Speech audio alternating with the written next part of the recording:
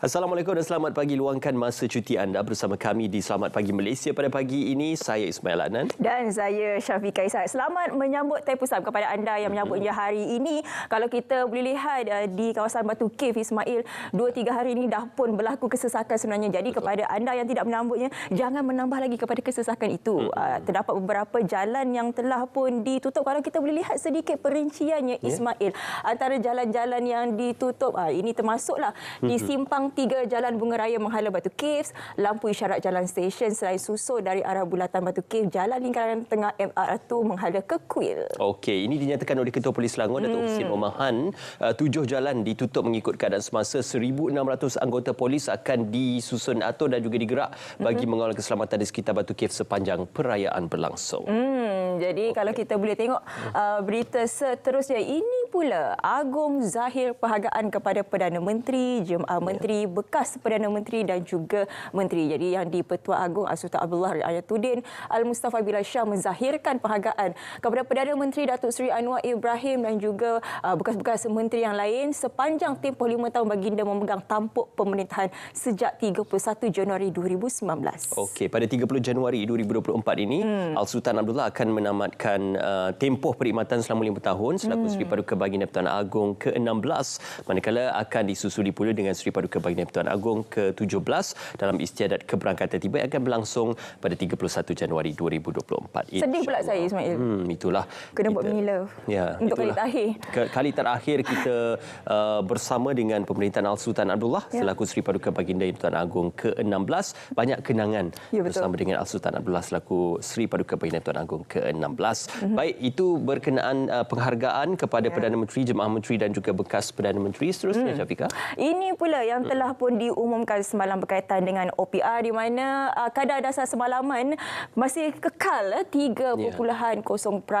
Jadi kalau kita boleh lihat, ini satu berita yang agak baiklah juga sebenarnya, sebab ianya masih lagi mengekalkan 3%. Itu berkaitan dengan OPR. Tapi ada satu lagi berita yang dikongsikan semalam, iaitu berkaitan dengan median upah bulanan sektor formal meningkat 5.5%. Di bilangan pekerja sektor formal meningkat 1.3% kepada 6.68 juta orang pada suku ketiga 2023 berbanding tempoh sama pada tahun sebelumnya. Jadi ini berdasarkan laporan statistik upah pekerja sektor formal terkini. Median upah bulanan sektor formal meningkat 5.5% tahun ke tahun kepada 2,600 pada tempoh dikaji. Mengikut aktiviti ekonomi, ia mencatatkan pertumbuhan positif merentasi semua sektor pada suku ketiga 2023 dan median upah bulanan tertinggi pada September 2023 berjumlah RM5,200. Dari sektor formal pula RM2,000 bagi tempoh berkenaan 34.6% pekerja. Okey, ini perkongsian berkenaan tentang median upah bagi sektor pekerjaan di Malaysia. Seterusnya, Jeng. Wow. Debaran kian terasa. Apa jangkaan anda? Wow, itu ini kita PM tepi jangkaan kita tu. Ini kalau kita lihat kepada ranking Korea Selatan ni berada di kedudukan 23 dunia ini. Tapi apa pun kita harapkan Harimau Malaya lakukan yang terbaik. Ini soal maruah, Ismail. Jadi sebelum pulang ke tanah air menamatkan saingan di dalam kumpulan E itu, kita harapkan agar adalah satu cahaya untuk Harimau Malaya. Tapi kita tengok sedikitlah rekod pertemuan di antara Malaysia dan juga South Korea. Jadi sebanyak 45 perlawanan, sebenarnya 45 kali kita bertemu sejak 1953. Kita pernah menang 7 kali, seri 9 dan juga tewas 29 kali. Jadi kalau ikut ratio tu mungkin agak mendebarkan, tetapi apa jua boleh berlaku dengan semangat kebangsaan. InsyaAllah pasukan Harimau Malaya akan boleh membuktikan sesuatu, khususnya untuk kita sekurang-kurangnya menjaringkan gol pada perlawanan untuk memastikan agar penerusan dan juga untuk penerusan bagi skuad Harimau Malaya pada musim dan juga pada kejohanan yang seterusnya. Akan disiarkan secara langsung di RTM Sukan dan juga TVOK pada pukul 7.30 malam ini. Jadi di mana saja anda berada mungkin boleh sarungkan jersey Harimau Malaya malam ini untuk sama-sama kita memberikan sokongan kepada mereka. Kita semuanya tak sabar sebenarnya nak tengok siapakah barisan kesebelasan utama yang akan diturunkan malam ini, sebab kabarnya mungkin nervous juga nak tengok ni. Sebab kabarnya ada perubahan dari segi kesebelasan utama dan juga ada perubahan dari segi taktikal. Jadi macam mana pun kita in Kim Panggun we trust. Okey, Okey, apa pun jua yang berlaku dalam sukan dan juga bola sepak, kita sentiasa menyokong pasukan Harimau Malaya. Ini dia yang kita kongsikan tadi. Okey, seterusnya hujan lebat berterusan di Terengganu, Kelantan sehingga hari ini. Met Malaysia mengeluarkan amaran hujan lebat di 9 lokaliti di Kelantan sehingga esok dan juga di Terengganu. Antaranya Tumpat, Pasir Mas, Kota Baru, Jeli, Tanah Merah, Bacok, Macang, Pasir Putih dan Kuala Krai. Jadi ini merupakan amaran hujan lebat yang berterusan dan sedikit kita ingin kongsikan berkenaan dengan kes Bella ini. Seorang penghantar surat dihadapkan di Mahkamah Majistret Batu Pahat atas pertuduhan membunuh ibu tunggal Mila Syamila Samsusa atau dikenali sebagai Bella tahun lepas, di mana tertuduh mengangguk faham selepas pertuduhan dibacakan di hadapan Majistret Nur Rasida A. Rahman. Bagaimanapun tiada pengakuan direkodkan daripada tertuduh.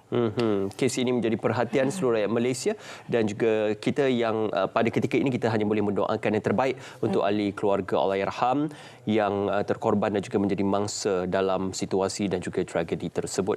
Okey, sedikit. Hari ini kita akan berbicara mengenai Sarah ataupun sumbangan asas rahmah itu.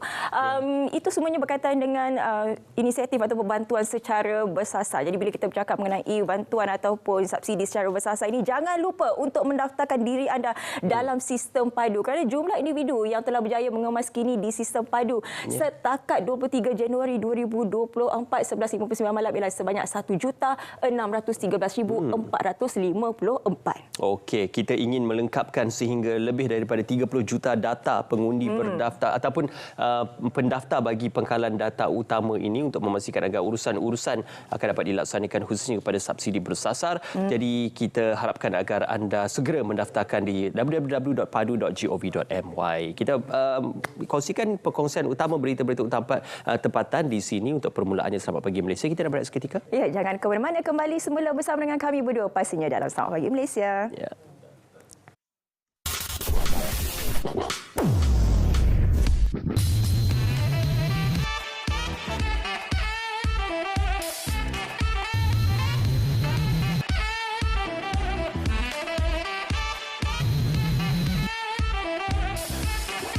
Dengarkan kami 3 Suara 6 hingga 10 pagi di Nasional FM. Ceriakan nak cerdaskan pagi anda Nasional Pagi. Sedia hati.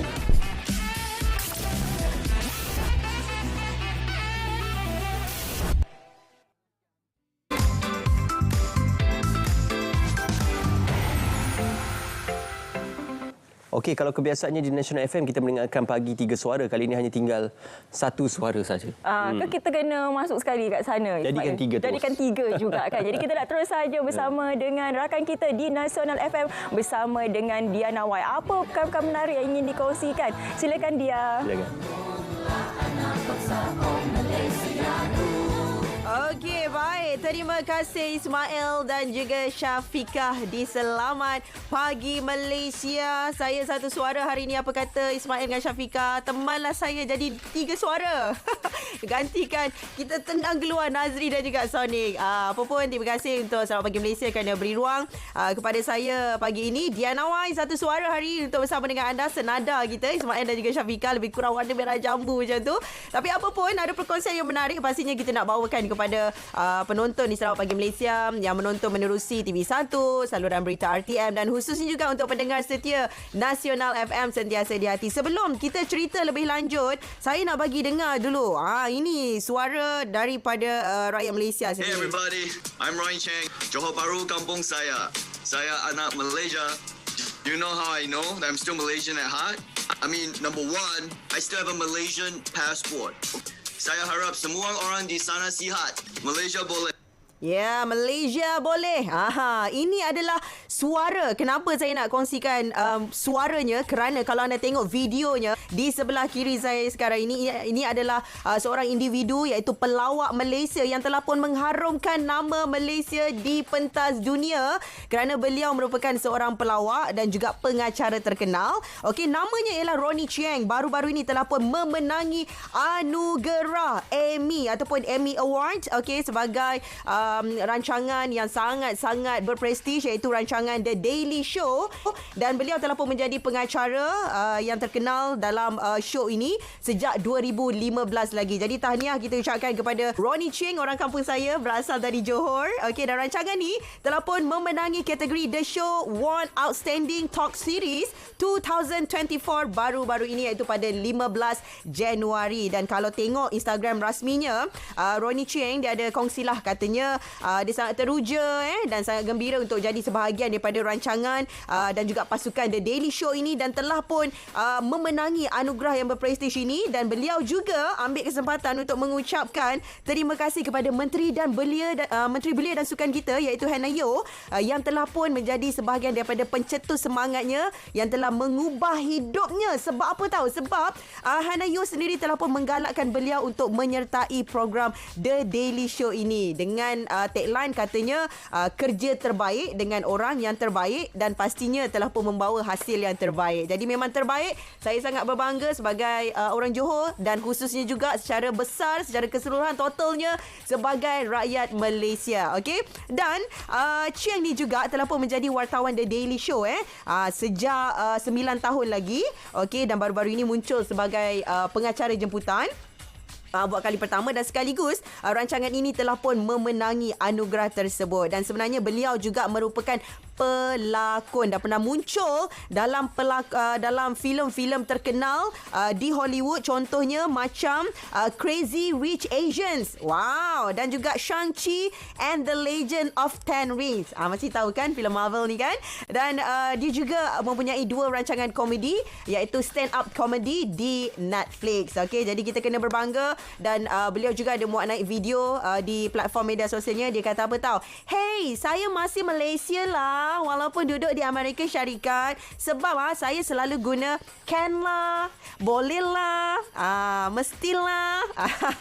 Kita rakyat Malaysia sangat dekat dengan perkataan boleh lah, boleh lah kan, macam tu. Okey, jadi ini perkongsian yang sangat menarik, memberi inspirasi kepada kita rakyat Malaysia. Walau di mana juga kita berada, pastinya kita boleh cipta kejayaan dan terus membanggakan nama Malaysia, insya-Allah. Saya boleh, Ronnie Cheng boleh, Ismail boleh, Syafiqah boleh, dan semua rakyat Malaysia pastinya boleh, insya-Allah. Jadi ini sahaja perkongsian daripada kami di Nasional FM. Teruskan kepada Selamat Pagi Malaysia, Ismail dan juga Syafiqah. Terima kasih kepada penolong penerbit Kak Diana, dan juga penerbitnya Kak Fia, dan juga penerbit kami di Nasional FM, iaitu Sis Fiza. Kembali bersama dengan anda, Ismail dan juga Syafiqah, di Selamat Pagi Malaysia. Saya Diana Wai. Bye. Okey, ceria pagi walaupun kesorangan. Okeylah, dia kata. Tapi apa pun malam ni yang mesti boleh Harimau Malaya. Betul. Kita yang pasti kena ramai-ramai pakai jersey untuk memastikan agar kita memberi sokongan kepada pasukan kebangsaan. Kalau boleh, kita luangkan masa bersama dengan keluarga pada malam ini untuk menonton perlawanan Malaysia menentang Korea Selatan. Okey, seterusnya kita nak ke cerita Pagi Negeri Sembilan, memperkasa arah kiblat. Jadi laporannya terus saja bersama dengan rakan kita Hana Adilina Nasution Ahmad. Silakan.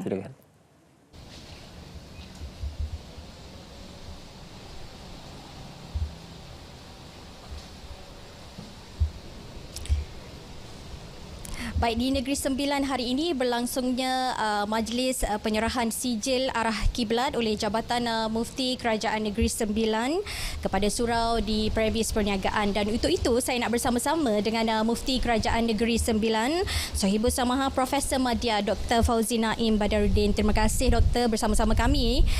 Baik Doktor, mungkin Doktor boleh berkongsi bersama saya dan juga penonton di Selamat Pagi Malaysia berkenaan dengan usaha agensi swasta yang menitik beratkan ketepatan dan juga keprihatinan arah kiblat di premis perniagaan mereka.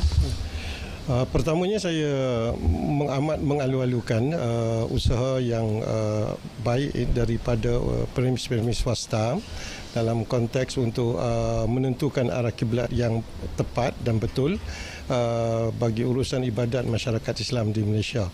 Dan itu adalah merupakan suatu yang amat dialu-alukan kerana ibadah ini, ibadah solat terutamanya, adalah amat penting bagi umat Islam, dan dia menentukan arah kiblat itu menentukan kesahihan ataupun sah ibadah tersebut. Jadi dalam hal itu keprihatinan masyarakat berkenaan dengan arah kiblat yang betul itu adalah amat penting dan perlu ditingkatkan supaya ibadat itu dapat dilaksanakan tanpa ragu-ragu. Baik Doktor, mungkin Doktor boleh berkongsi apakah peranan Jabatan Mufti Kerajaan Negeri Sembilan ini dalam memastikan usaha ini berterusan? Bagi Jabatan Mufti Kerajaan Negeri Sembilan, usaha ini adalah usaha menentukan arah kiblat ini adalah merupakan salah satu daripada cabang tugas dan fungsi Jabatan Mufti. Jadi setiap permohonan, setiap usaha untuk menentukan arah kiblat perlu mengemukakan ataupun memaklumkan kepada Jabatan Mufti agar kiblat itu dapat diukur dan ditentu sahkan dengan tepat oleh bahagian unit falak di Jabatan Mufti Kerajaan Negeri Sembilan. Jadi kalau masyarakat mempunyai keraguan, kalau masyarakat mempunyai hasrat untuk menentukan kiblat di mana juga, sama ada di premis persendirian ataupun di syarikat ataupun di hotel, maka adalah amat dialukan untuk mereka mukakan permohonan bagi menentukan arah kiblat tersebut.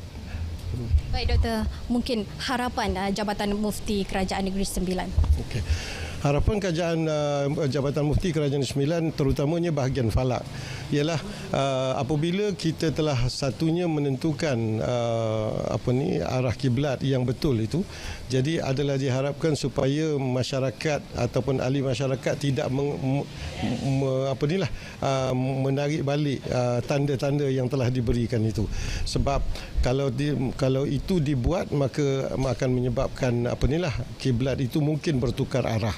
Jadi dalam hal itu akan menyebabkan ibadah yang dilakukan itu pula menimbulkan keraguan. Jadi oleh kerana itulah satunya harapan kita. Yang keduanya ialah agar masyarakat ini dapat meningkatkan pengetahuan mereka dan juga keprihatinan mereka terhadap kepentingan ilmu falak dalam Islam dan juga dalam kehidupan seharian mereka. Sebab dalam hal ini Jabatan Mufti misalnya banyak melakukan seminar, bengkel dan juga perkemahan falak yang mana berusaha untuk meningkatkan pengetahuan. Pada masa yang sama ialah menimbulkan, kita katakan, minat di kalangan masyarakat Islam berkenaan dengan ilmu falak. Bukan saja berkenaan dengan kepentingan arah kiblat, tetapi juga kepentingan falak, ilmu falak secara umumnya. Baik Doktor, terima kasih dengan berkongsi itu tadi. Baik, itu saja yang dapat saya kongsikan bersama anda dari Negeri Sembilan. Kita kembali ke Angkasa Puri. Silakan.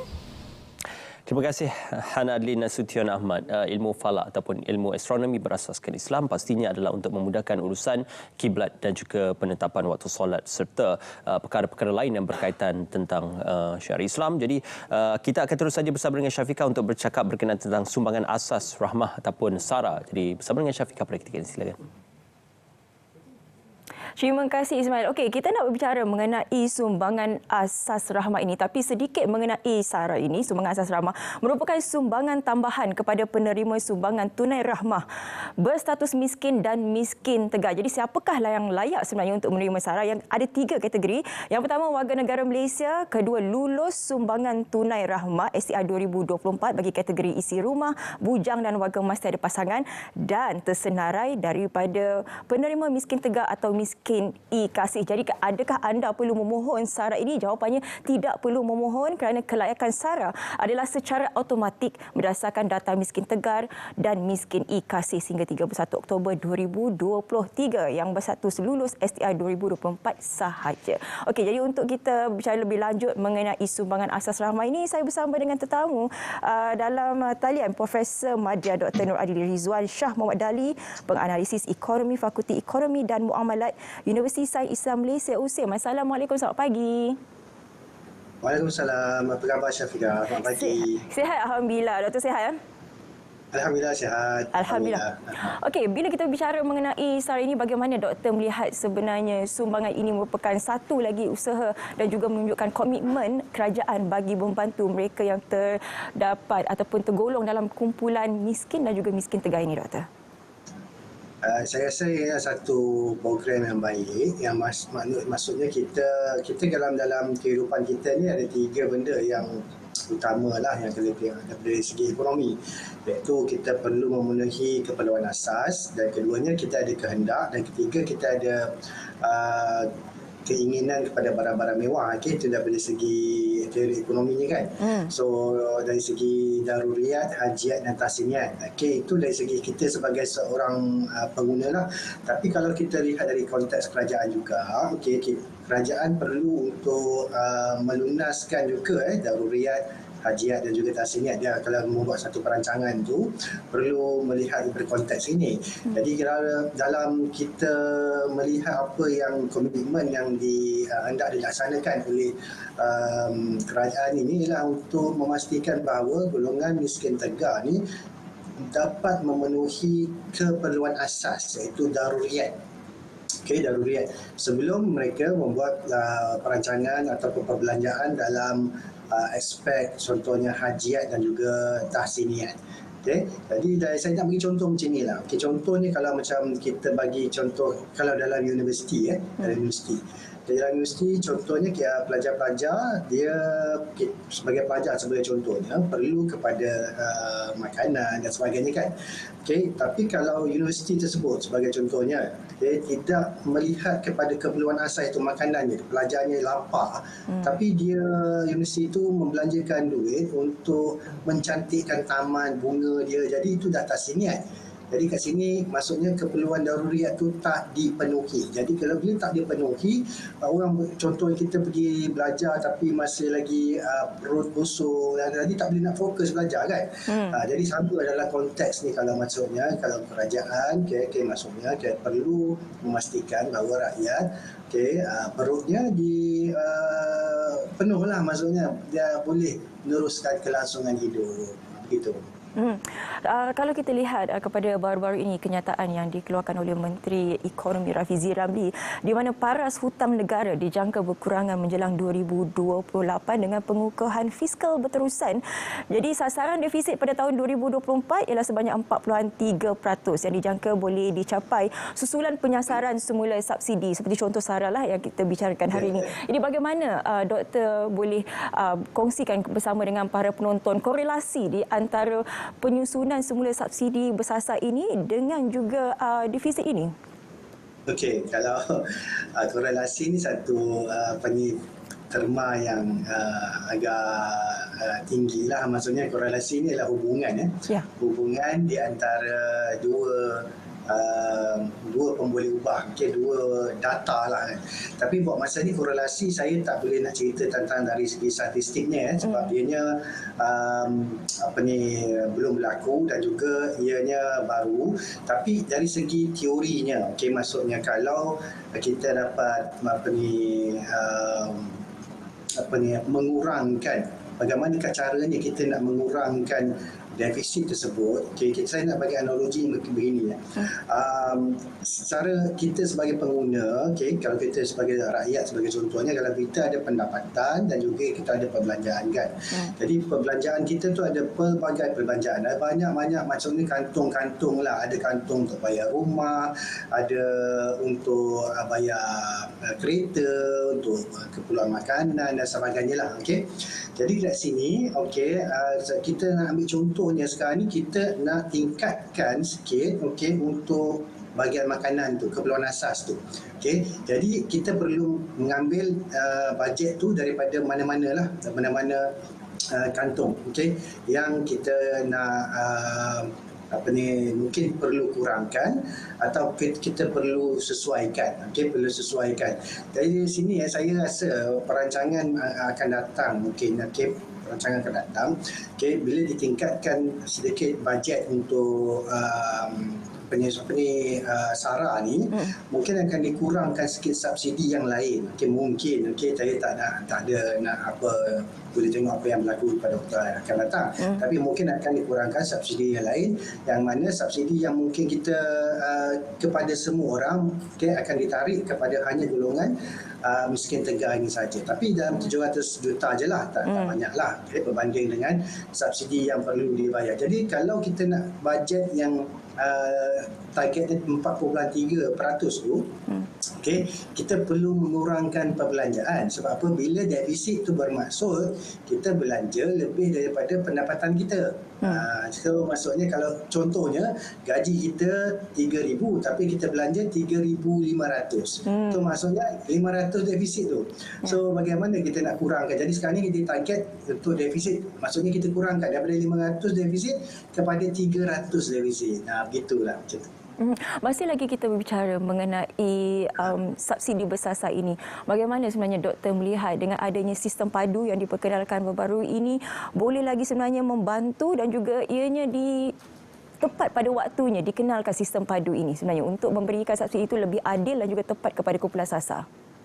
Okey, kalau melihat daripada contohnya macam SARA ni kan dan juga sistem padu tu, dia memang sesuai sangatlah sebab memang subsidi itu hendak disasarkan kepada yang betul-betul memerlukan kan. Jadi tapi dalam konteks ni macam contohnya kalau golongan M40 dan juga T20 ni, dia rasa macam mana, apakah dia punya manfaat yang akan mereka dapat apabila mereka nak mendaftar dalam sistem padu ni. Jadi maksudnya kita dari segi satu konteks untuk golongan B40 miskin tegar ni memang mereka sangat-sangat sesuai. Okey, untuk mereka yang akan mendapat manfaat yang secara langsung lah apabila mereka mendaftar. Tetapi golongan M40 dengan juga T20 ni, yang ni yang perlu diterangkan oleh kerajaan bagaimana mereka boleh mendapat manfaat apabila mereka mendaftar dan juga memberikan ngisi maklumat-maklumat yang diperlukan untuk sistem padu ni. Jadi kita tengok dia dah start daripada start Januari kan, Januari. So bulan pertama ni saya sarankan untuk ditekankan, diberikan kempen kepada golongan B40. Bulan Februari nanti mungkin boleh berikan kempen kepada golongan M40 dan juga bulan Mac, nanti akhir bulan Mac kan, kepada golongan T20. Jadi sebab kempen yang bertujuan kepada golongan tertentu ni sangat-sangat pentinglah supaya mereka dapat berpartisipasi di dalam sistem padu. Jadi dalam hemat doktor sendiri, apa sebenarnya bentuk bantuan yang dirasakan wajar untuk diberikan kepada kelas pertengahan, khususnya mereka yang berada di kawasan bandar, kerana miskin bandar ini sebenarnya cukup kritikal dan kita pun rasa kesian juga sebab mereka terasa macam saya pula yang terpinggir sebab walaupun gaji mereka tinggi tetapi dengan kos sara hidup di bandar ini yang terlalu tinggi, mungkin mereka juga sama taraf je dengan mereka yang berada miskin dan juga miskin tegar di luar bandar. Ya, ada yang contohnya golongan M40 yang rasakan yang mereka pun sebenarnya agak tertekan juga kan. Sesak nafas. Tak boleh bernafas. Sebab contohnya kan, mungkin dia mempunyai anak yang ramai kan. Walaupun gajinya tinggi tapi duduk di kawasan bandar dan mempunyai anak yang ramai, dan kadang-kadang itu memang anak-anaknya sebabkan mungkin sebagai contohnya bukan saja M40 tapi T20 juga anak ramai dan mereka tidak mempunyai beasiswa. Anak-anak semua tak ada beasiswa dan sebagainya, semua perlu ditanggung sendiri dan sebagainya kan. Jadi ada keperluan kepada mereka ni juga untuk diberikan bantuan. Jadi sebab tu maksudnya walaupun sistem padu tu nampak macam untuk golongan miskin tegar atau B40 ataupun yang golongan miskin, tapi sebenarnya golongan M40 yang T20 ini juga perlu juga untuk meletakkan mengisi data-data tu supaya dapat dilihat dari segi konteks data tu. Kita boleh buat analisa, bukan maksud saya lah, maksudnya boleh dibuat analisa tentang siapakah yang sepatutnya boleh dibantu dari segi, sebagai contohnya pendidikan lah kalau anak 4-5 orang semuanya masuk universiti itu maksudnya pening kepala juga kan, walaupun dia punya pendapatan yang tinggi tapi perbelanjaan anak tu untuk pergi universiti, untuk dia belanja sekolah, belanja di universiti dan sebagainya, itu memberikan satu tekanan juga kepada golongan M40 dan juga golongan T20. sewa rumah pun mahal, beli pun mahal. Segala-galanya mahal. Memang agak sesak nafas jugalah kalau tinggal di bandar. Okey, kalau kita lihat kepada intervensi yang dilakukan oleh pihak kerajaan sekarang ini, ianya bersifat jangka masa yang pendek tetapi amat wajar dilakukan kerana dengan situasi rakyat sekarang ini. Tapi bergerak ke hadapan, apa lagi di antara langkah-langkah yang perlu dilakukan oleh pihak kerajaan untuk mengurangkan lagi beban kos sara hidup rakyat? Okey, dari segi pendekatan jangka pendek memang perlu dilakukan sebab contohnya orang nak makan, orang nak perlukan kepada keperluan asas saja, itu memang perlu dilaksanakan. Yang itu memang wajiblah maksudnya buat.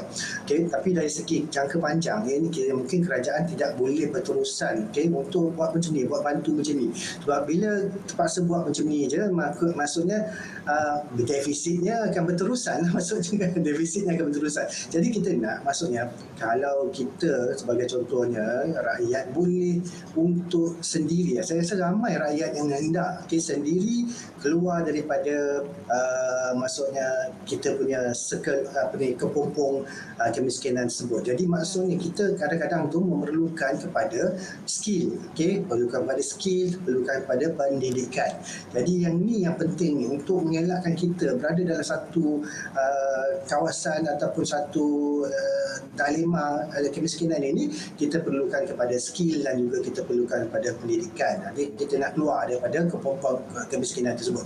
Jadi untuk ni saya rasa untuk jangka panjangnya perlu ada banyak skim-skim latihan, skim-skim untuk meningkatkan kemahiran diri dan juga banyak sebagai contoh ni sebab kita ada IR 4.0 dan juga pendigitalan dalam ekonomi dan sebagainya. Kita mungkin boleh minta kerajaan untuk memberikan peluang pekerjaan dan juga peluang dalam segi inovasi ekonomi ni, dari segi ekonomi digitalnya dan sebagainya. So saya rasa ini adalah untuk jangka masa panjang, perlu dilihat dalam konteks ini. Sebab apa?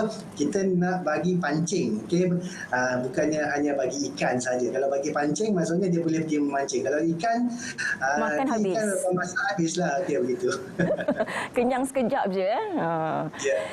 Okey, Doktor, terima kasih banyak-banyak kerana sudi merangkai mengenai sara ini. Jadi kepada anda di luar sana, jangan lupa untuk mengemas kini data anda dalam sistem padu agar segala subsidi ataupun segala inisiatif yang diberikan oleh kerajaan itu bakal anda nikmati. Terima kasih sekali lagi Profesor Madya Dr. Nur Adli Rizwan Shah Muhammad Dali, penganalisis ekonomi, Fakulti Ekonomi dan Muamalat Universiti Sains Islam Malaysia. Terima kasih, Doktor.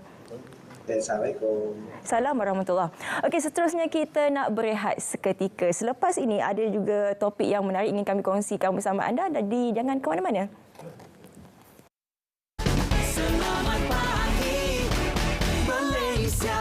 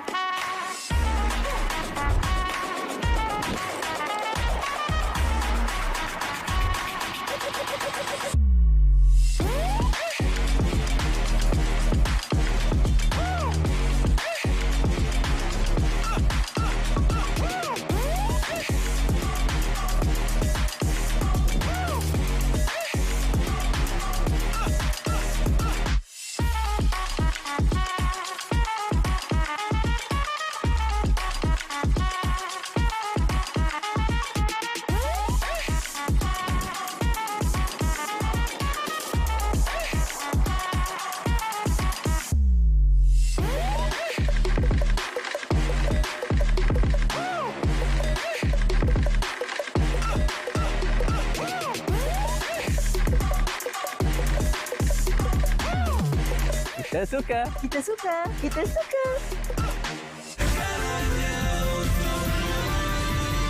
Yara FM. Selamat pagi Malaysia. Baik, kita bersua kembali. Untuk kita mulakan perkembangan sana sini, selamat pagi Malaysia pada pagi ini, kita mulakan dengan cerita ini. Lembaga Muzium Negeri Sembilan LMNS terus komited dalam usaha memperkasa adat pepatih menerusi program silang budaya antara Malaysia dengan negara luar, khususnya negara serantau. Ia bagi menonjolkan keunikan adat pepatih melalui perkongsian masakan, muzik tradisional, pakaian dan tarian. Dalam pada itu, LMNS akan turut melibatkan pelajar sekolah sekitar negeri itu agar mereka lebih memahami adat pepatih dan adat negara serantau. Dan seterusnya, program Gagal Lulus SPM atau GALUS diperkenal Jabatan Pendidikan Politeknik dan Kolej Komuniti JPP-KK. Ia bagi membantu individu gagal SPM mendapat peluang melanjutkan pengajian ke peringkat sijil dan diploma.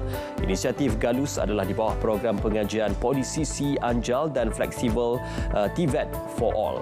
Ia dilaksanakan di 3 kolej komuniti di Johor sebagai projek rintis, termasuk Kolej Komuniti Pagoh dengan tawaran program sijil fashion dan pakaian, manakala Kolej Komuniti Pasir Gudang bagi program dandanan rambut dan program sijil teknologi binaan bangunan di Kolej Komuniti Bandar Penawar.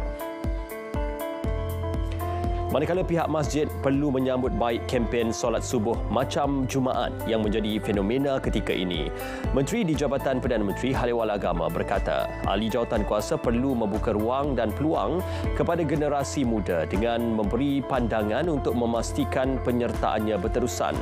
Beliau berharap inisiatif mengimarahkan masjid itu bukan sekadar one-off.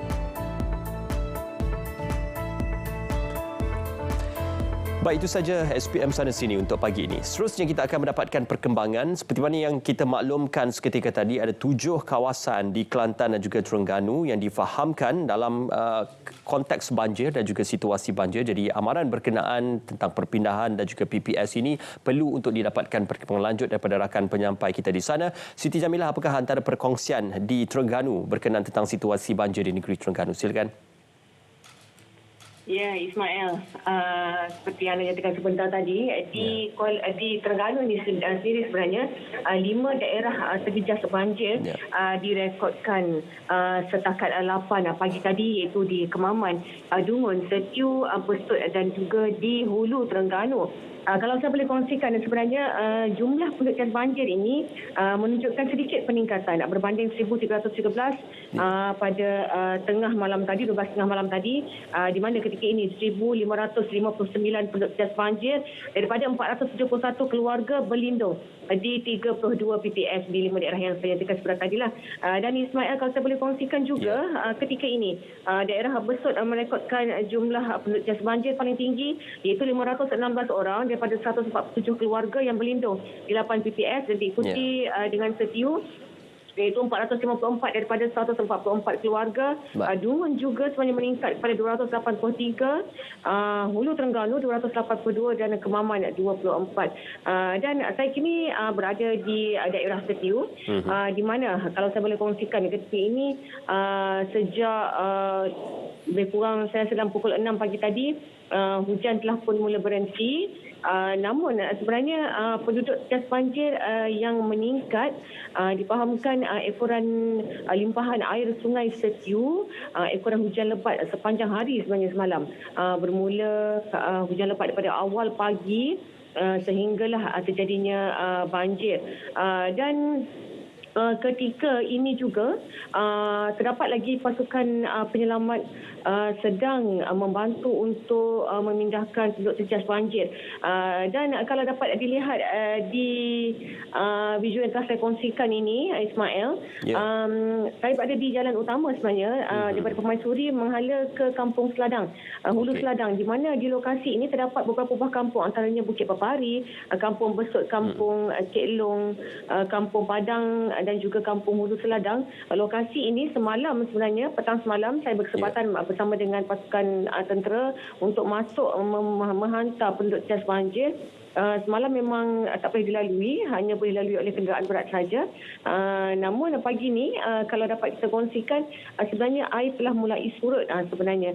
Namun di kawasan di Kampung Besut dan ke atas tu memang tak boleh dilalui lagi lah. Dan saya ni pun sedang menunggu untuk pasukan penyelamat APM dan juga ATM untuk kami masuk meninjau di kawasan sekitar Sungai Tekan tadi dan untuk melihat sama ada penduduk yang ingin keluar ke jalan utama ataupun yang ingin mendapatkan bantuan. Jadi seperti dapat saya kongsikan Ismail, untuk perkembangan terkini banjir di Terengganu dan pastinya perkembangan semasa akan kami bawakan lagi dalam berita-berita utama di ASEAN. Ismail. Ya, baik. Terima kasih Siti Jamilah untuk perkongsian yang dibawakan. Kita harapkan agar jaga diri dan insya-Allah dari semasa ke semasa kita akan terus mendapatkan perkongsian dan juga perkembangan serta kemaskini situasi banjir di Terengganu khususnya bersama dengan anda insya-Allah. Terima kasih atas perkongsian pada pagi ini. Baik, kita akan berehat seketika dan kita akan kembali selepas ini untuk banyak lagi perkongsian dan juga topik-topik yang akan kita bawakan bersama dengan anda semuanya seketika nanti. Apa itu penjagaan diri atau self-care? Semakin ramai orang berdepan dengan masalah kesihatan mental terutamanya dengan kawalan pergerakan di Malaysia dan pandemik COVID-19. Ramai yang menidakkan malah mengabaikan kepentingan penjagaan diri. Dan benarkan saya untuk kongsi 3 tip dengan anda untuk membantu anda berdepan dengan cabaran kehidupan masing-masing. Apa yang anda boleh lakukan? Nombor 1, tetapkan sempadan diri yang sihat dan sentiasa memaafkan diri. Pentingkan senaman dalam menyalurkan stres kehidupan ke arah yang membina. Ia membantu juga untuk release endorfin yang membantu anda untuk menggembirakan tubuh. Yang kedua, hadkan masa melihat skrin atau screen time dan uruslah masa dengan bijak. Jangan memperkecilkan kepentingan tidur dalam bantu badan anda untuk dekompres dan distres. Fokus kepada pemakanan yang berkhasiat, kawalan berat badan untuk membekalkan nutrisi yang berkualiti kepada diri anda. Nombor 3, sentiasalah berhubung dengan keluarga dan rakan terdekat supaya anda tidak bersendirian. Jangan lupa mencari minat dan hobi baru bagi meningkatkan daya kreativiti. Ya, semoga tip-tip ini membantu anda untuk berdepan dengan COVID-19 pandemik ini yang pastinya mencabar dan saya doakan yang terbaik buat diri anda. Penting untuk memberi keutamaan kepada diri anda kerana ianya mampu memberi ruang dalam pengurusan daya tindak yang lebih baik. Sayangi diri anda.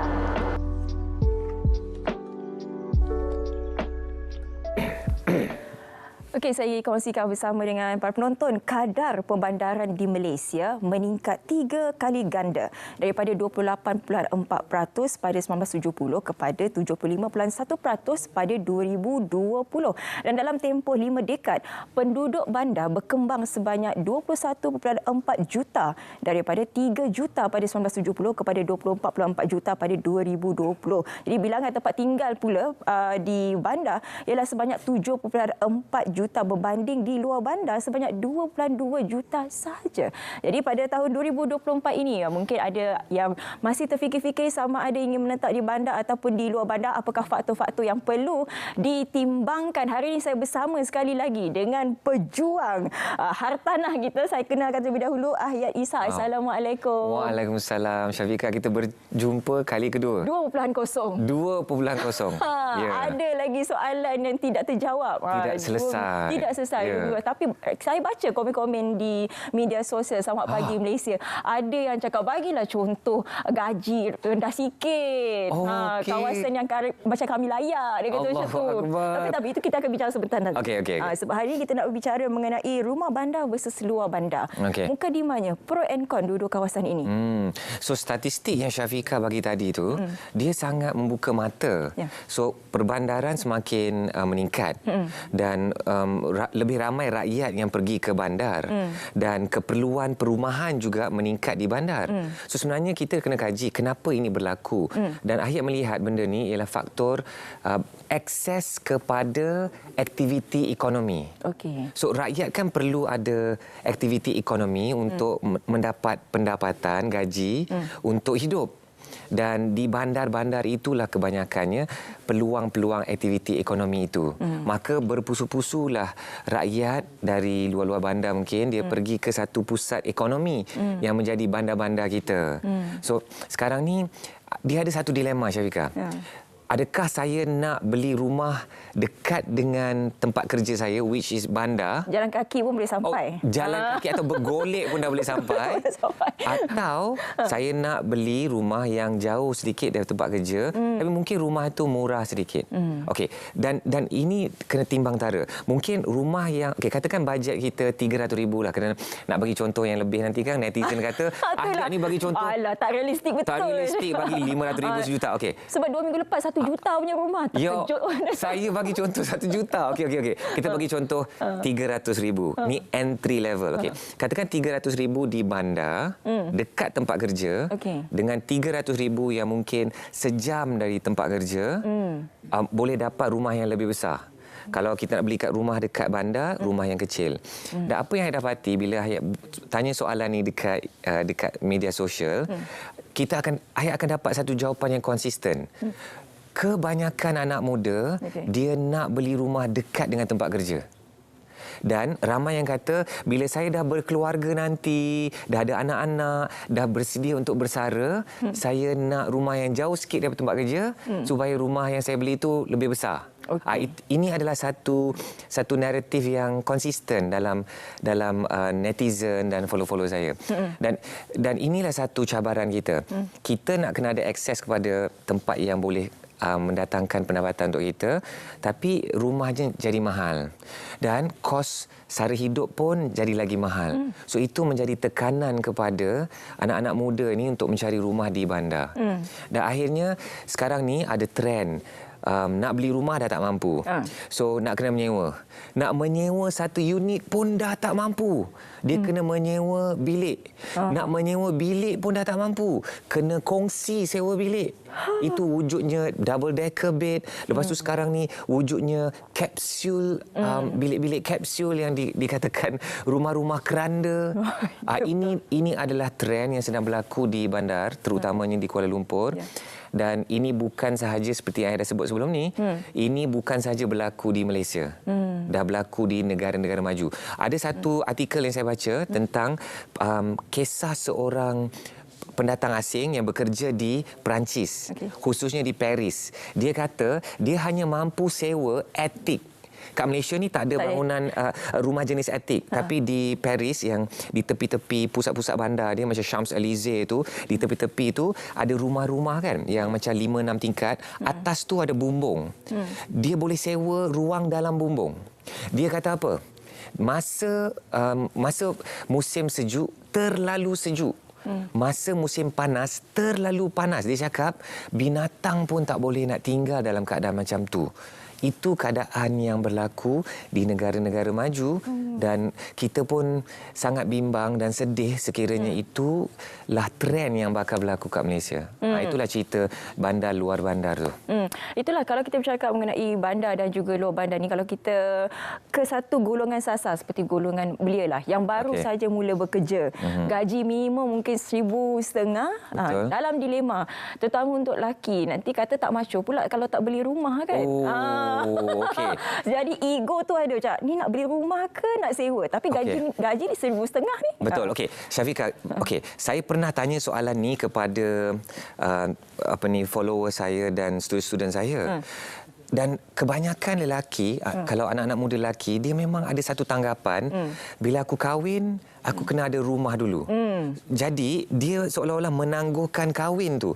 Menangguhkan yang baik tu hanya kerana nak siapkan rumah dulu. Dan saya banyak bertanya kepada mereka, dari mana datangnya filosofi ini atau siapa yang menetapkan syarat-syarat ini? Dan dia pun kadang-kadang dia pun tak boleh nak sebut. Mesti disalahkan wanita. Dia salahkan mungkin bakal mak pak mertua.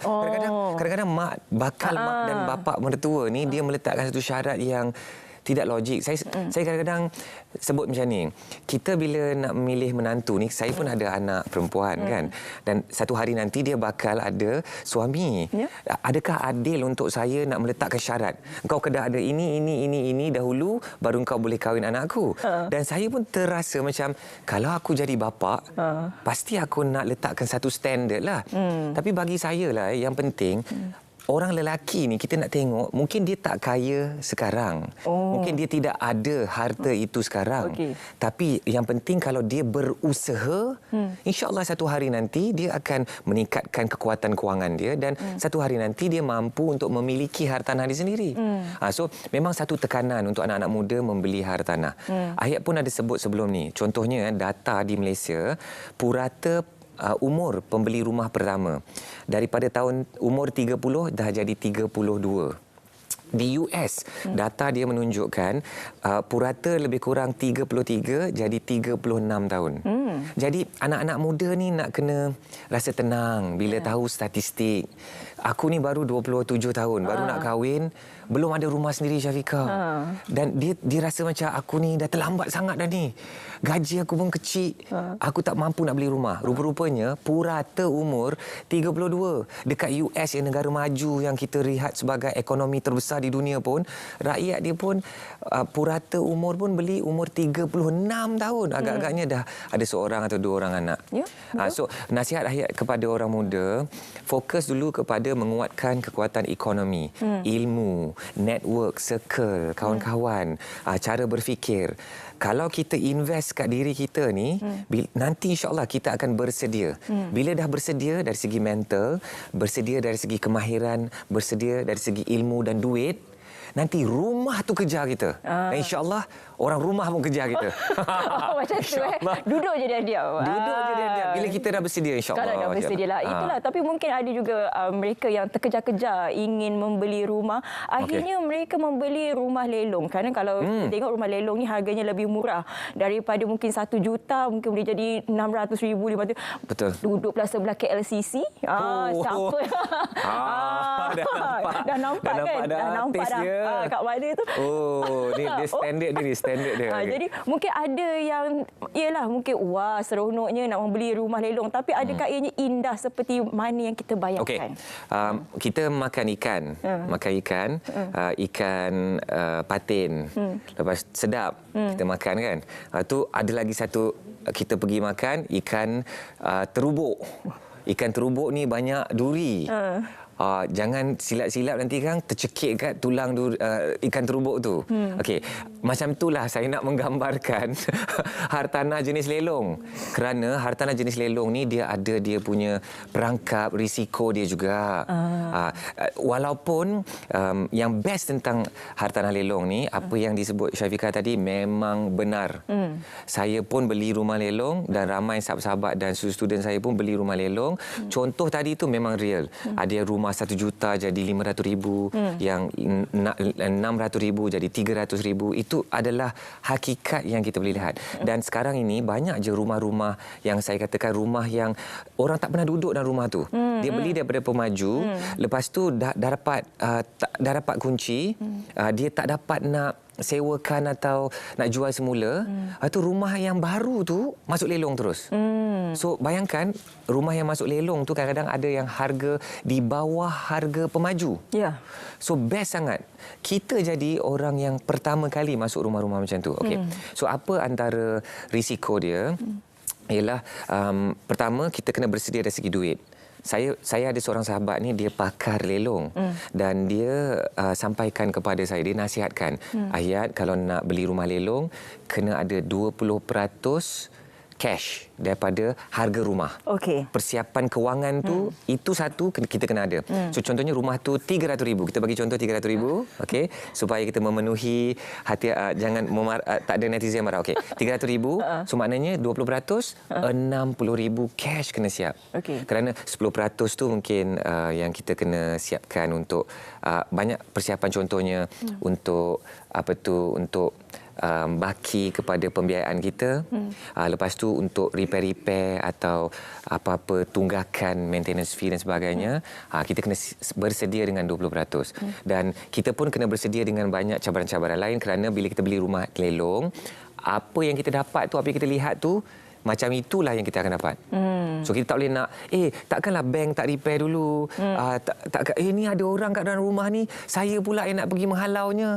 So benda-benda macam tu kita kena bersedialah, Syafiqah. Nasib orang. Nasib orang. Tapi bagi saya macam ni. Kalau ada orang dalam rumah tu, bermaksud rumah tu dalam keadaan livable. Ya, betul. Livable. Dan setahu saya, dalam pengalaman saya, kalau kita pergi dengan cara baik, insya-Allah orang tu akan keluar. Tapi of course ada banyak isu-isu yang berkaitlah. Yang itu kena buat satu segmen khas. Rumah lelong saja. Segmen khas rumah lelong. Betul. Lepas tu ada lagi rumah sambung bayar. Itu lagi. Itu segmen kan. Tapi itu nanti. Nanti. Belum lagi. Belum lagi. So ialah bila kita cakap pasal rumah bandar dan juga luar bandar, kalau bagi mereka yang ingin membeli, adakah rumah di bandar itu sesuai untuk dijadikan rumah kediaman ataupun sebagai satu pelaburan? Bagaimana? Wow, soalan yang sangat baik. So, okey. Rumah untuk kita duduk sendiri atau untuk kita labur? Kalau kita nak labur, kita mesti cari rumah yang ada permintaan lah. Kan? So, kalaulah rumah tu ada tinggi sangat permintaan dan ada pulangan kepada pelaburan kita nanti. Ayat nasihatkan, biarlah rumah tu kita jadikan pelaburan. Sekiranya mampu. Okey, Syafiqah, baru-baru ni saya ada baca satu artikel dan satu data yang menarik. Okey, umur pertama, pembeli rumah pertama lebih kurang 30 ke 35 lah katakan. Tapi purata umur pembeli rumah kali kedua dikatakan lebih kurang 55 ke 58. Maksudnya tak ramai rakyat Malaysia atau rakyat di dunia malah yang mampu beli lebih daripada satu rumah. So bagi mereka di luar sana yang boleh bertanya soalan ni, kalau saya nak beli rumah untuk duduk sendiri atau beli rumah nanti untuk pelaburan, maknanya kita kena sedar kita ni dalam satu kategori yang Allah bagikan rezeki yang lebih berbanding dengan orang lain. Kerana orang lain ni nak beli rumah yang pertama pun dia tak lepas. Kita boleh bercerita pula rumah pertama dengan nanti nak beli rumah pelaburan yang lain. So itu kan sebenarnya satu kemewahan yang kita dapat daripada Allah. Syukur dulu. Okey. So dalam keadaan ini, ayat selalu nasihatkan kalau rumah tu ada potensi untuk pelaburan, permintaan sewa dia tinggi, kekalkanlah rumah itu sebagai pelaburan. Dan kita boleh, in fact, kalau nak lebih ganas, Syafiqah nak lebih ganas kan? Lebih ganas. Okey, ganas. Okey, perjuang kan? Okey. In fact, rumah yang kita duduk sendiri tu sewa. Kita sewa. Jadi kita sewa kat rumah yang kita duduk sendiri tu because mungkin lebih murah kalau kita nak duduk kat rumah tu daripada kita nak beli rumah tu. Lebih murah kita sewa rumah tu daripada kita nak beli rumah tu. Contohnya kalau rumah teres yang 600,000, 800,000, bayar bulanan 3-4 ribu ringgit. Tapi kita boleh sewa mungkin 2,000, 2,500. Kan lagi murah kita menyewa. So lebih bijak kita menyewa rumah-rumah macam tu. And then rumah dekat bandar kita boleh sewakan kepada orang. So bila balik kampung raya kan, makcik tanya, Syafiqah ni dah ada rumah sendiri ke tidak ni? So Syafiqah jawab, dah ada. Ada. Tapi saya tak duduk rumah tu. Saya duduk rumah sewa. Makcik pun macam, apalah dia ni? Ini betul ni. So ini antara strategi yang kita boleh guna pakai juga. Tapi kalau dari segi calculationnya kita nampaklah realistik lah di situ. Realistik. Okey, I like that, Syafiqah. Keputusan dalam hartanah mesti berbalik kepada calculation. Mesti berbalik kepada matematik. Ayat tahu, tak semua orang suka matematik kat sekolah. Ada yang hampir-hampir fail. Tapi dalam hartanah ayat merayu. Dia kena betul-betul buat matematik. Kalau tidak, kita akan sengsara. So matematik kena suka bila bila bercerita pasal hartanah? Basic math je pun. Kita bukan suruh buat kalkulus. Terima kasih. Dia tak ada DYDX, Kan? tak ada parabola, tak ada. Dia just tambah tolak, darab bahagi kan, biasa-biasa. Peratus semua itu je pun. Itu je pun. Jadi sebelum nak buat keputusan tu, kita kena ada perkiraan yang perlu dilakukan. Terbaik, ya, betul. Nampak gayanya 30-an kosong lah. Rumah lelong tak cerita lagi. Rumah sambung bayar. Sebab rumah sambung bayar tu satu isu yang sangat berat sebenarnya untuk dibincangkan. Ia melibatkan dengan undang-undang. Tapi itu kita sambung nantilah ya. Masya Allah. Sambung lagi. Okey. Terima kasih ucapkan banyak-banyak kepada Ahya Ishak, pengasas komuniti pejuang hartanah, kerana sudi bersama dengan kami hari ini. Rumah bandar ataupun rumah di luar bandar, ataupun ini memang 2.0 lah ni kita. Okey, kita nak berehat seketika, tapi kita nak bersama dengan rakan kita di Met Malaysia untuk melihat bagaimana ramalan kaji cuaca untuk hari ini. Terus saja Met Malaysia, silakan.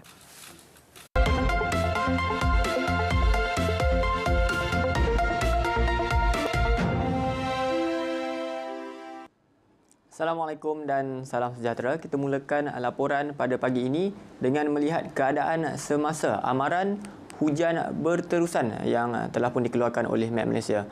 Pada ketika ini, amaran hujan berterusan masih lagi dikekalkan untuk negeri-negeri di pantai timur Semenanjung, iaitu melibatkan kategori buruk untuk kawasan yang bertanda jingga dan kategori waspada. Kategori waspada untuk kawasan yang bertanda kuning, dan keadaan hujan lebat dijangka akan masih lagi berterusan di sekitar kawasan-kawasan berkenaan untuk sepanjang hari ini. Oleh itu, orang ramai di sekitar negeri-negeri di pantai timur ini dinasihatkan supaya berwaspadalah dengan keadaan cuaca tersebut, terutamanya bagi mereka yang berada di kawasan berkedudukan rendah dan juga di kawasan yang kerap banjir. Dan melalui imej gemar radar yang terbaru ini juga dapat kita lihat hujan lebat masih lagi berterusan untuk negeri Kelantan dan juga Terengganu, yang dijangka akan masih berterusan bagi sepanjang hari ini. Manakala untuk negeri-negeri lain di sekitar Semenanjung pula, keadaan cuaca adalah cerah dan juga baik untuk sepanjang pagi ini, yang dijangka akan berterusan sehingga ke waktu petang nanti. Bagi tinjauan cuaca untuk negeri Sabah dan Sarawak pula, dapat dilihat keadaan cuaca juga adalah cerah dan juga baik untuk kebanyakan bahagian di kedua-dua negeri berkenaan, dan keadaan cuaca yang baik ini jangka akan berterusan sehinggalah ke waktu petang. Hujan lebat dilihat hanya berlaku di beberapa kawasan di sekitar pesisir pantai tengah negeri Sarawak ini, seperti di pesisir pantai Bintulu, Mukah dan juga Sibu, yang dijangka akan reda dalam tempoh 1 hingga 2 jam daripada sekarang. Dan untuk tinjauan cuaca sebelah petang nanti pula, seperti juga hari-hari yang sebelumnya, pada waktu petang nanti kita masih lagi menjangkakan ribut petir yang akan berlaku di hampir ke semua negeri di sekitar Semenanjung ini. Oleh itu, orang ramai dinasihatkan supaya turut berwaspada dengan cuaca ribut petir pada sebelah petang nanti, terutamanya kerana ianya melibatkan angin kencang, banjir kilat dan juga kerosakan pada struktur yang tidak kukuh. Manakala untuk tinjauan cuaca sebelah petang bagi negeri Sabah dan Sarawak pula, cuaca dijangka adalah cerah dan baik untuk kebanyakan bahagian di negeri Sabah. Manakala untuk negeri Sarawak, ribut petir dijangka hanya akan berlaku di beberapa kawasan di sekitar pedalaman negeri berkenaan, seperti di bahagian Limbang dan juga Kapit daripada lewat petang sehinggalah ke awal malam. Baiklah, sekian dahulu info cuaca buat kali ini. Sebelum berpisah, kita lihat tinjauan cuaca bagi bandar-bandar utama di seluruh negara. Assalamualaikum dan salam Malaysia Madani.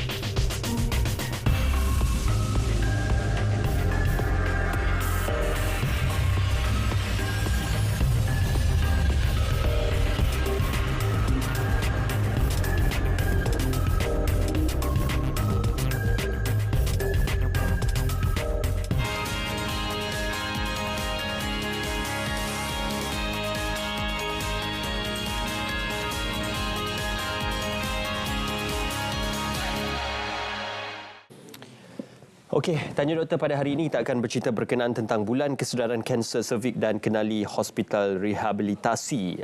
Kanser cervix ini merupakan kanser yang dikategorikan sebagai ketiga tertinggi di Malaysia. Jadi ini agak menggusarkan. Cuma ini merupakan kanser yang difahamkan adalah kanser yang boleh dirawat secara total kalau didapatkan diagnosisnya di peringkat awal. Jadi untuk bercakap lebih lanjut berkenaan dua perkara ini, bulan kesedaran kanser cervix dan juga mengenali hospital rehabilitasi, bersama dengan saya Dr. Muhammad Azizuddin Muhammad Yusof, Timbalan Ketua Pengarah Dasar LPPKN. Apa khabar doktor? Okay, baik, terima kasih bersama kami. Dr. Faizul Nizam Abu Salim, Pengarah Hospital Rehabilitasi Ceras. Terima kasih doktor. Dan juga Tuan Andre Lai, Pengerusi Ahli Lembaga Pelawat Hospital Rehabilitasi Ceras. Terima kasih bersama dengan kami pada pagi ini. Baik, Dr. Azizuddin, kita mulakan terlebih dahulu berkenaan bulan Januari ini. Difahamkan adalah bulan kesedaran kanser cervix.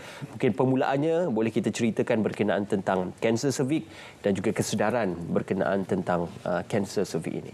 Okey, terima kasih banyak Cik Ismail dan terima kasih juga kerana jemput saya sebagai wakil daripada LPPKN lah untuk kita bersama-sama pasal berkenaan bulan kesedaran kanser cervix. Okay, untuk makluman semua, Januari merupakan bulan adalah satu-satunya bulan untuk kesedaran kanser cervix, di mana bulan ini akan disambut di seluruh dunia dan juga kita membuat sambutan pada tahun ini di seluruh Malaysia dengan pelancaran perasmian pada minggu lepas dilakukan oleh Yang YAB kita, Yang Berhormat Menteri Pembangunan Wanita Keluarga Masyarakat.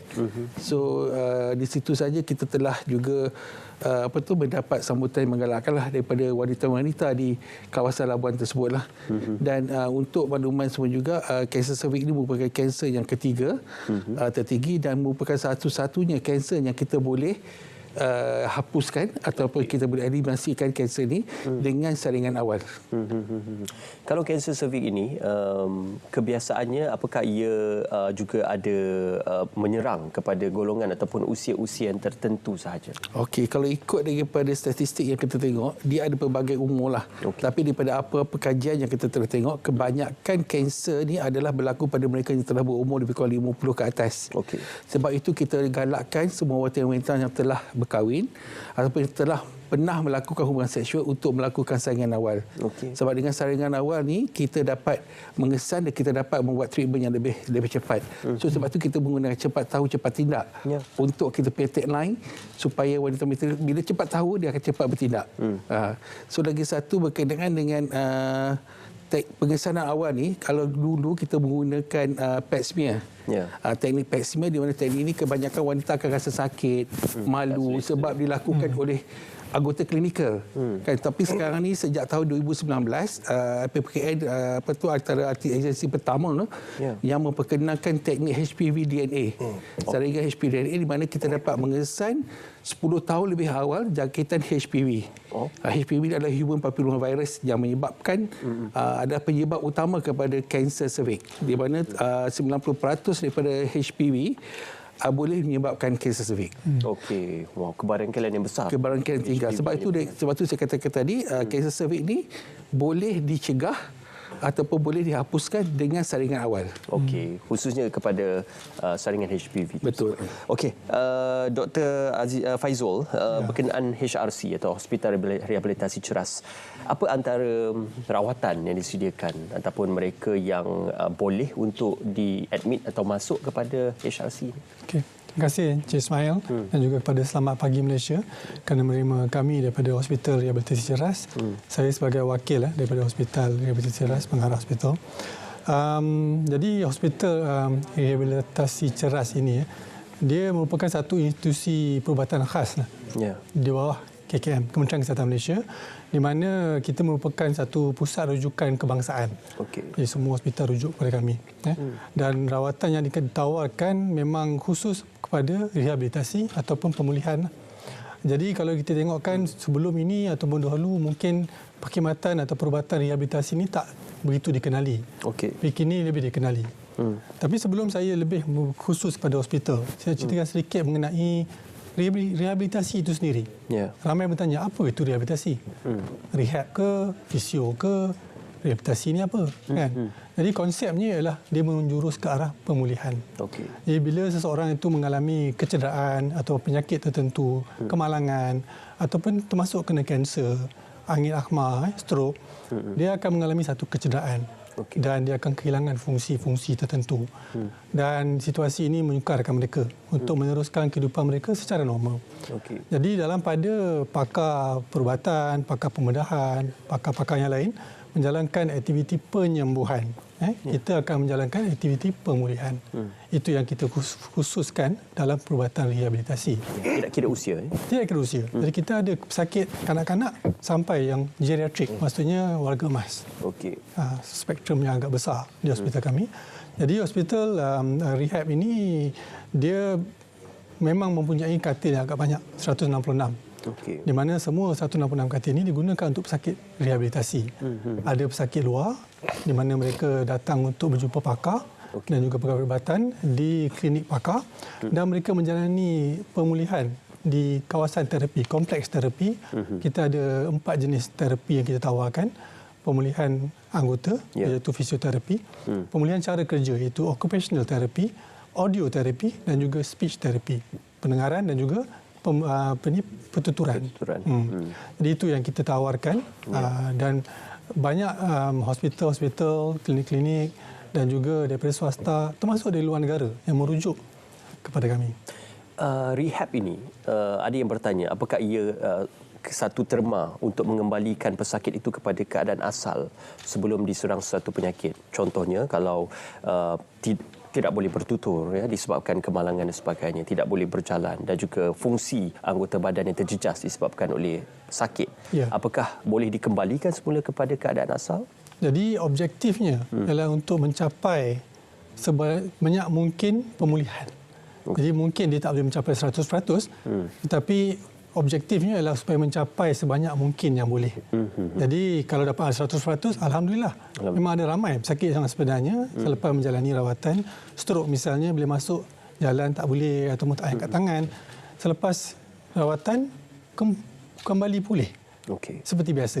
Jadi doktor-doktor yang pakar yang lain, pakar neurologi misalnya, akan cuba mengurangkan risiko untuk kena serangan angin hama yang seterusnya. Tapi fungsi kami ialah mengembalikan fungsi.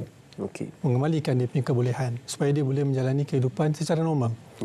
Dengan mungkin seminima mungkin bantuan daripada waris, ahli keluarga, menjaga dan sebagainya. Kualiti hidup yang baik. Kualiti hidup yang baik, betul.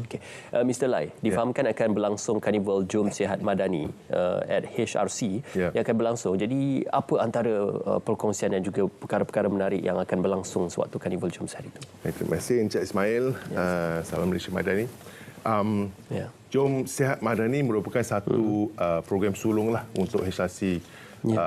Ini merupakan satu program yang dianjurkan bersama pihak hospital dengan ahli lembaga pelawat HRC. Antara yang menarik pasal program ini adalah ia adalah satu kem kesihatan yang satu karnival kem kesihatan. Apabila kita dalam peringkat awal lah kita melihat balik takwim kita, kalender kita untuk 2024. Kita melihat dalam suku pertama kita sebenarnya tidak banyak ruang untuk buat program yang buat aktiviti sebab ada Sambutan Tahun Baru Cina, lepas tu ada bulan Ramadan dan bulan Raya.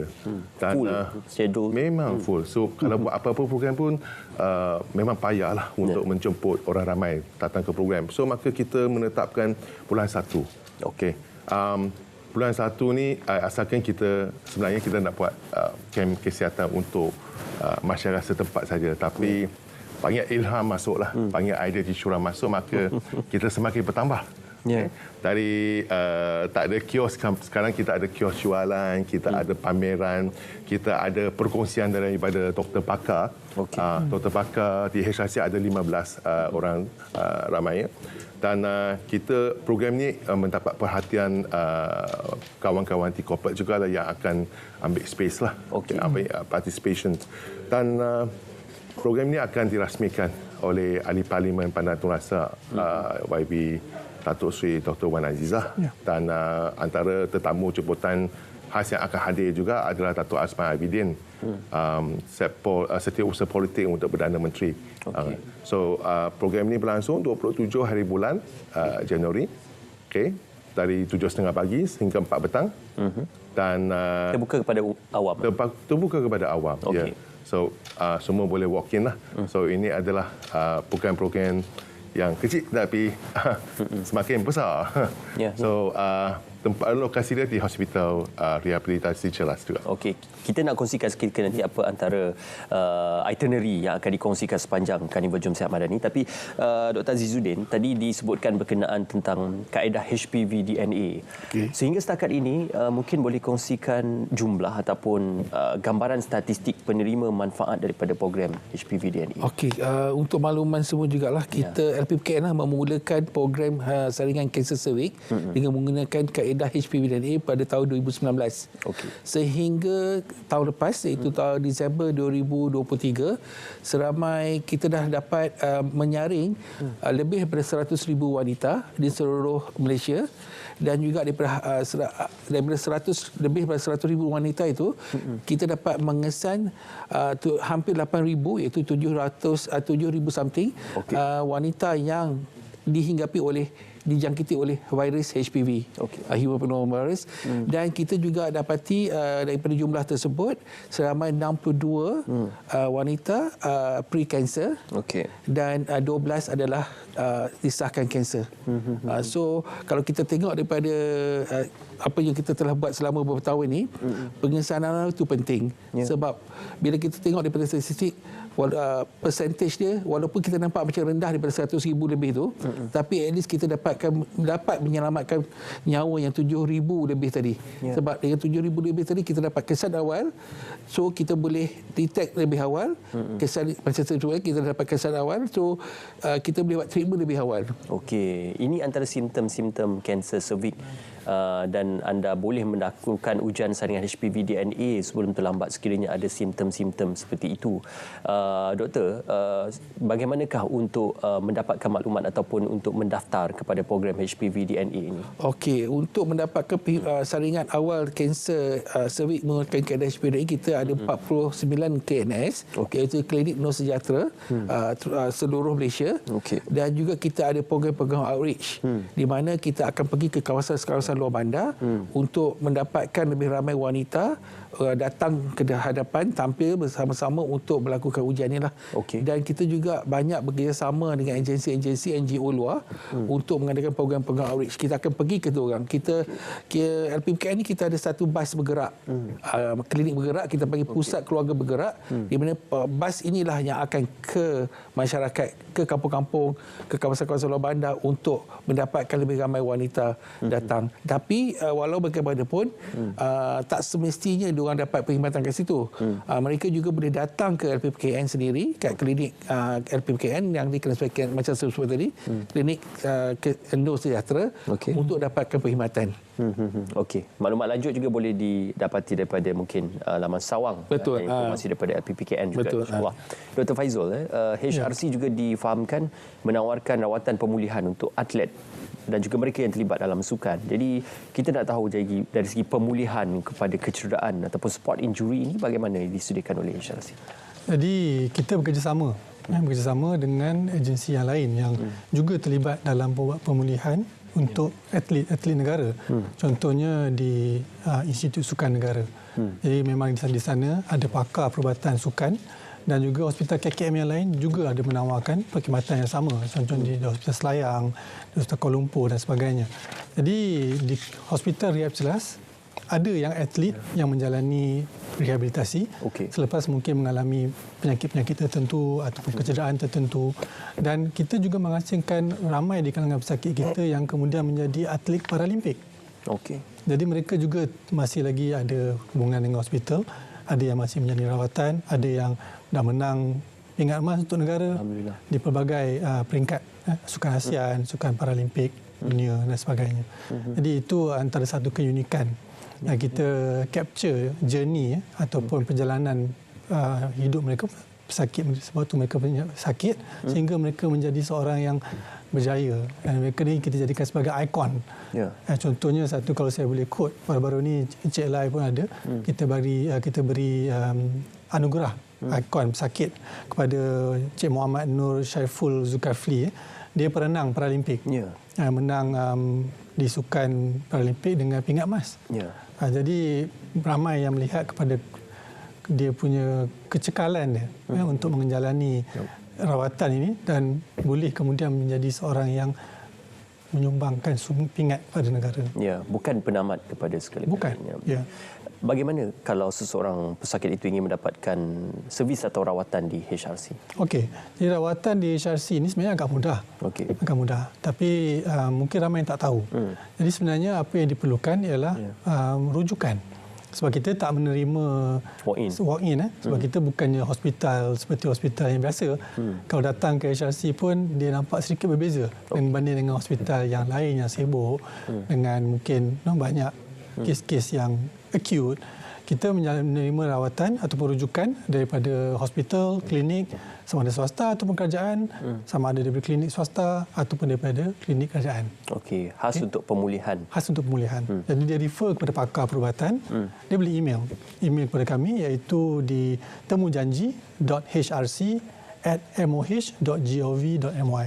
Okey. Dan kemudian kita minta disusuli dilampirkan sekali dengan surat rujukan yang ada cop pengamal perubatan yang berdaftar dan kalau boleh ada lampirkan sekali dengan ubat-ubatan yang diterima, mungkin laporan pengimejan, mungkin dia melalui contohnya scan MRI, CT scan ataupun X-ray, kalau ada lampirkan sekali dan kemudian kita akan reply kepada pemohon untuk kita beri temu janji. Okey, baik mudah saja sebenarnya. Sebenarnya agak mudah. Banyak ruang disediakan untuk mendapatkan rawatan di HRC.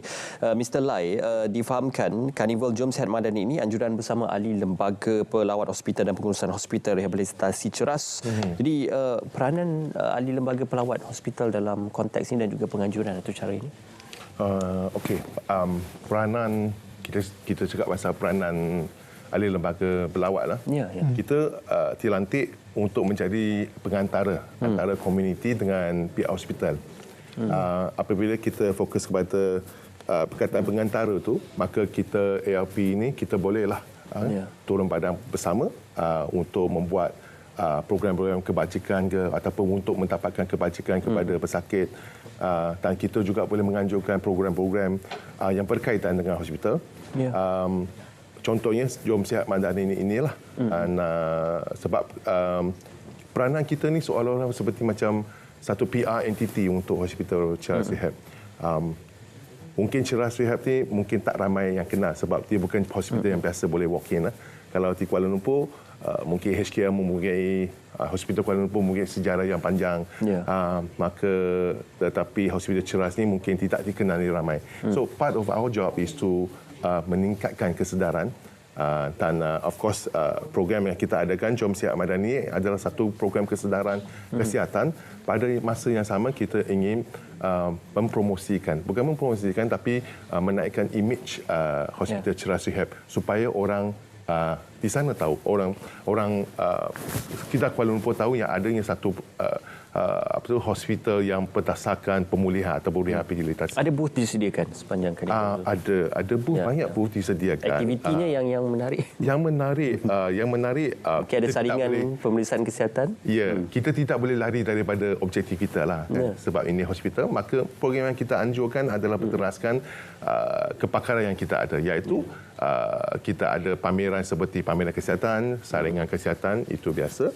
Tapi yang specialnya kita ada perkongsian daripada pakar-pakar dalam hospital rehab ni. Kita ada sesi untuk kenali ubat anda, kita ada sesi untuk menerangkan fisioterapi, menerangkan fungsi hospital Ceras Rehab ni.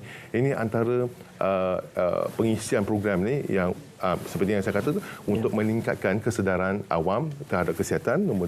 Nombor dua, untuk meningkatkan kesedaran terhadap wujudnya satu hospital yang dulu dikenali sebagai Lady Templars Hospital.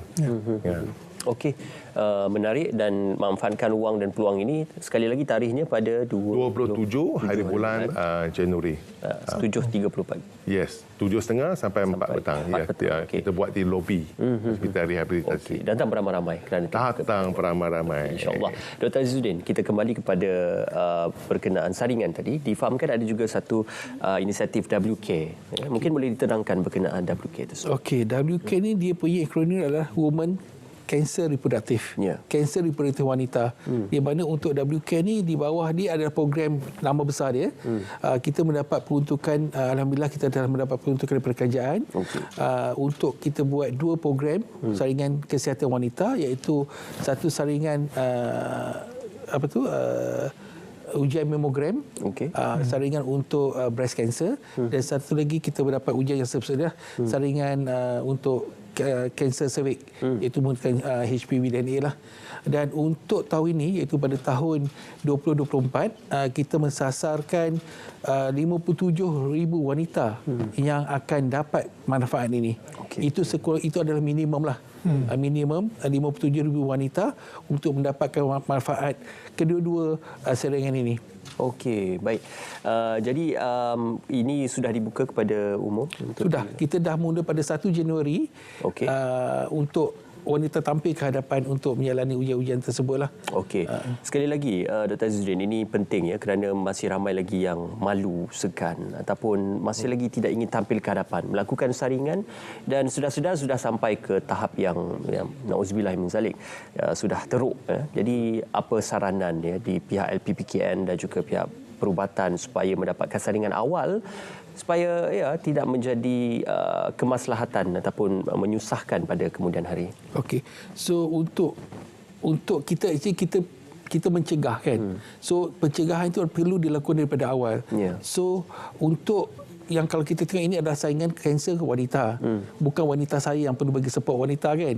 So kita memerlukan juga sokongan daripada suami, sokongan daripada saudara lelaki, kawan-kawan untuk menggalakkan isteri ataupun anak-anak perempuan orang yang mana dah cukup tempoh orang kata dalam wanita yang layak kan untuk dapat perkhidmatan ini, untuk tampil ke hadapan secara berkala, mendapatkan saringan yang lebih tepat dan ke tempat yang betul. Kita ada banyak saringan yang orang buat kan. So kita pergi pada tempat yang betul, melakukan secara berkala dan mendapatkan perkhidmatan yang terbaik daripada agensi-agensi di bawah kerajaan dan ke swasta yang telah disediakan. Seawal usia berapa boleh mendapatkan? Okey, untuk ujian HPV DNA ni kita umur adalah 30 ke 65 tahun. Okey. 30 ke 5 tahun, di mana untuk mamogram 40 tahun ke 70 tahun. Okey. Terima kasih Dr. Azzuddin. Dr. Faizal, untuk kita menutup, pastinya HRC menyediakan perkhidmatan pemulihan yang terbaik kepada klien dan juga pesakit-pesakit. Jadi apa pentingnya penjagaan kesihatan dan juga pemulihan ini kerana kita ingin mendapatkan gaya hidup dan juga kualiti hidup yang lebih baik. Ya. Saya sambut baik juga apa yang Dr. Azzuddin sebut mengenai pencegahan lebih baik daripada merawat. Jadi malang tidak berbau. Kalau sudah kena satu penyakit, sememangnya kita perlu merawat. Tetapi bila dalam tempoh merawat, kita cuba juga untuk menerima apa yang telah ditetapkan untuk kita supaya dapat kita meneruskan kehidupan. Dan dalam tempoh itulah pemulihan ini perlu dijalankan secara bersekali. Dan sebaiknya dimulakan awal. Bukannya setelah otot contohnya sudah keras dan sudah tidak boleh menjalani rawatan yang optimum, baru nak mulakan rawatan fisio dan sebagainya. Jadi ini antara satu perkara yang kita harapkan dapat dimulakan awal juga. Pakar-pakar misalnya di hospital-hospital ataupun di klinik-klinik boleh rujuk kepada hospital macam hospital rehabilitasi ceras untuk kita mulakan rawatan yang awal supaya mereka boleh dalam Islam sendiri kita disyariatkan untuk berikhtiar dalam aspek perubatan untuk mendapatkan kualiti hidup dan kesihatan yang lebih baik. Mr. Lai, ini kesempatan ruang yang ringkas untuk mengajak beramai-ramai datang ke Karnival Jom Sihat Madani at HRC yang berlangsung pada 27 Januari nanti. Mr. Lai. Datang beramai-ramai. Kita berharap pada masa yang sama kita membuat kesedaran kesihatan kepada warga kota, memandangkan cuti perayaan akan tiba tidak lama lagi, bulan 2 Tahun Baru Cina sampai ke Hari Raya 3 bulan ini, maka ini peluang yang paling sesuai lah untuk kita melihat kembali tahap kesihatan kita, dan pada masa yang sama kita kenalilah Hospital Rehabilitasi Ceras. Sekali lagi daripada saya, nama saya Lai, pengurusi ahli Lembaga Pelawat Hospital Rehabilitasi Ceras. Datang beramai-ramai ke Karnival Jom Sihat Madani.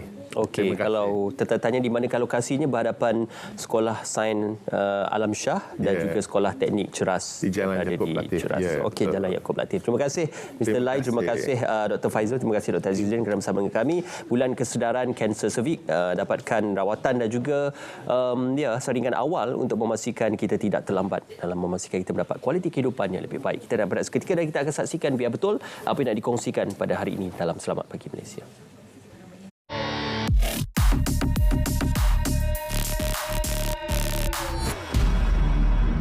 Mulia Seri Paduka Baginda Yang di-Pertuan Agong memperkenankan untuk wakil daripada kita rakyat untuk menghadap 3 orang wakil, tak salah saya, dipanggil menghadap pada 23 hari bulan Januari, hari Selasa ini, jam 10.30 10 pagi lebih kurang. Tular kononnya Yang di-Pertuan Agong berkenan panggil menghadap wakil parti pembangkang. Dakwaan dibuat seorang pempengaruh yang tidak lagi dapat tempat dalam parti kerajaan. Pertemuan itu kononnya dibuat bagi membincangkan sokongan ahli parlimen terhadap parti yang disertai. Perhimpunan jalanan turut dianjur pada hari kononnya pertemuan berlangsung. Semakan pasukan biar betul mendapati dakwaan terbabit adalah palsu. Sebenarnya, tiada titah panggil menghadap wakil pembangkang dibuat Agong. Sebaliknya, pada hari dimaksudkan, Seri Paduka Baginda berkenan menerima menghadap Perdana Menteri bagi mesyuarat pra-kabinet. Susulan dakwaan palsu itu, laporan polis dibuat istana. Polis Kuala Lumpur mengesahkan penyebaran dakwaan palsu berkenaan disiasat Unit Siasatan Jenayah Terkelas Bukit Aman. Pihak berkuasa turut memaklumkan perhimpunan jalanan yang diadakan di luar istana tidak mematuhi Akta Perhimpunan Aman. Henti cipta persepsi, sama-sama pelihara kestabilan negara. Penyebaran berita palsu tidak akan merubah takdir. Malah si penipu boleh dikenakan tindakan. Terima bahan fitnah atau disyaki tidak betul, segera lapor ke MCMC. Biar betul, tak pasti, jangan kongsi.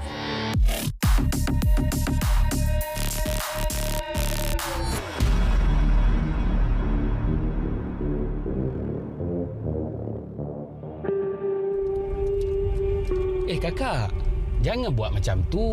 Kenapa? Kan ayah ada bagi tahu dulu, tak baik buang sampah merata-rata. Berdosa tau.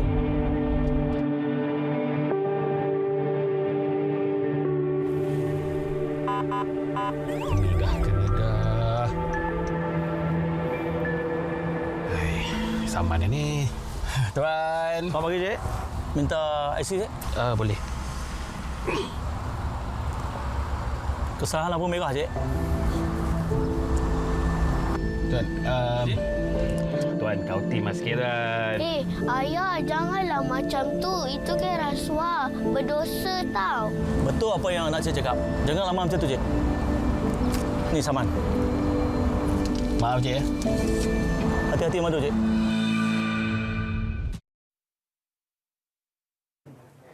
Okey, saya bersama dengan 3 lagi peserta bintang RTM 2024 hari ini. Saya kenalkan terlebih dahulu di hujung sana. Kita ada Hadi Haf, kita ada Shah Reza dan juga Shah Nurin. Apa khabar? Baik. Minggu lepas tiada penyingkiran. Ya, betul. Dikabarkan patutnya ada lah kan. Semua masa tu mesti dah ready kan. Tapi bila tak ada penyingkiran tu, apa perasaan korang ketika tu? Syah? Saya rasa terkejut tapi takut juga. Sebabnya kalau tak buang hari ini, minggu depan mesti dia buang banyak. Ya, betul. Bila minggu depan ni. Sebab kita dah set mental kita untuk ready kan minggu tu kalau apa-apa jadi. Tapi masa last tu tengok muka masing-masing. Ya. Dia cakap je tak ada penyingkiran, kita terus lega. Lega dia bercampur. Lega dengan seram. Oh, lega dengan seram. Sebab kita tak tahu minggu ni berapa orang akan tersingkir kan. Okey. Kita nak tahu macam Hadi Haf, nama Hadi Haf tu, unik Haf. Kenapa Haf? Apa maksud Haf tu? So, nama penuh saya Muhammad Hadi Hafsyam. So, kalau saya ambil sikit Hadi Haf. Hadi Haf tu saya tukar kepada HUV, membawa maksud hear your voice tu. Maksudnya dengar suara anda. Macam tu. So, senanglah. Kalau orang ingat saya, adalah saya bawa moral sikit. Dengar suara anda juga. Macam tu. Hadi Haf. Dia ada maksud di sebalik Haf pula. Tapi nama penuh pun memang Hadi Hafsyam. Okeylah, dia punya singkatan dia kat situ. Macam Shah Nuril lah. Minggu lepas terpilih pula menjadi peserta pilihan juri. Wah. Dapat rasa-rasa dengan pokok-pokoknya. Jadi dah ambil lah. Menang semalam apa? Menang semalam saya pergi spa. Yes. Semoga hari ini makin cantik sikit. Hari-hari cantik. Untuk minggu ni macam mana persiapannya pula? Persiapan minggu ni sebenarnya agak kelang kabut sebab kami punya jadual agak pack. Macam ni pun kejap lagi baru saya nak try dengan MD. Belum try lagi. So saya agak gemetar sebabnya rock ni bukan forte saya. So dia akan jadi dua je. Tak okey, dia jadi KO. Kita doakan yang terbaik untuk Nuril pada minggu ni. Harap menang lagi lah ya. Amin. Dapat pergi spa lagi. Okey, di tengah-tengah tu sebab kali ni kita ada dua pula wakil daripada KL. Dan satu je wakil daripada Borneo hari ini. Sarawak. Tapi macam Syareza ni mungkin ada dah ramai yang mengenali kan. Daripada zaman-zaman dia kecil pun tak kecil mana tetap tinggi juga sehinggalah sekarang. Mungkin boleh ceritakan sikitlah bagaimana sebenarnya pengalaman-pengalaman itu membantu Syareza menjadi sekarang ini menjadi Syareza bintang RTM 2024. Disebabkan RTM jugalah. Saya lahir dari produk RTM. Okey. So pertama saya dulu awal-awal saya memang sejak umur 8 tahun saya masuk bidang kecil. Lepas tu saya masuk sampai umur 11 tahun sebab dia limit sampai 11 tahun. Okey. So sejak dari tu saya rasa macam best lah menyanyi ni. Aku kena asahkan lagi. Masuk lagi competition sampailah saya banyak jugalah experience dari 2010. Macam Reza sendiri, apa forte Reza sebenarnya? Forte saya kalau dari kecil memang slow rock lah. Slow rock lah. Jadi minggu ni makanan lah. Tak juga makanan. Lagu apa yang bakal dia nyanyikan minggu ni? Saya akan bawa lagu ni, Jangan Khianati Aku, Azlan. Saya tahu lagu tu favourite akak. Kan, yang bocor rahsia. Okey, macam Hadi sendiri, apa keunikan dan kelebihan Hadi berbanding dengan peserta yang lain?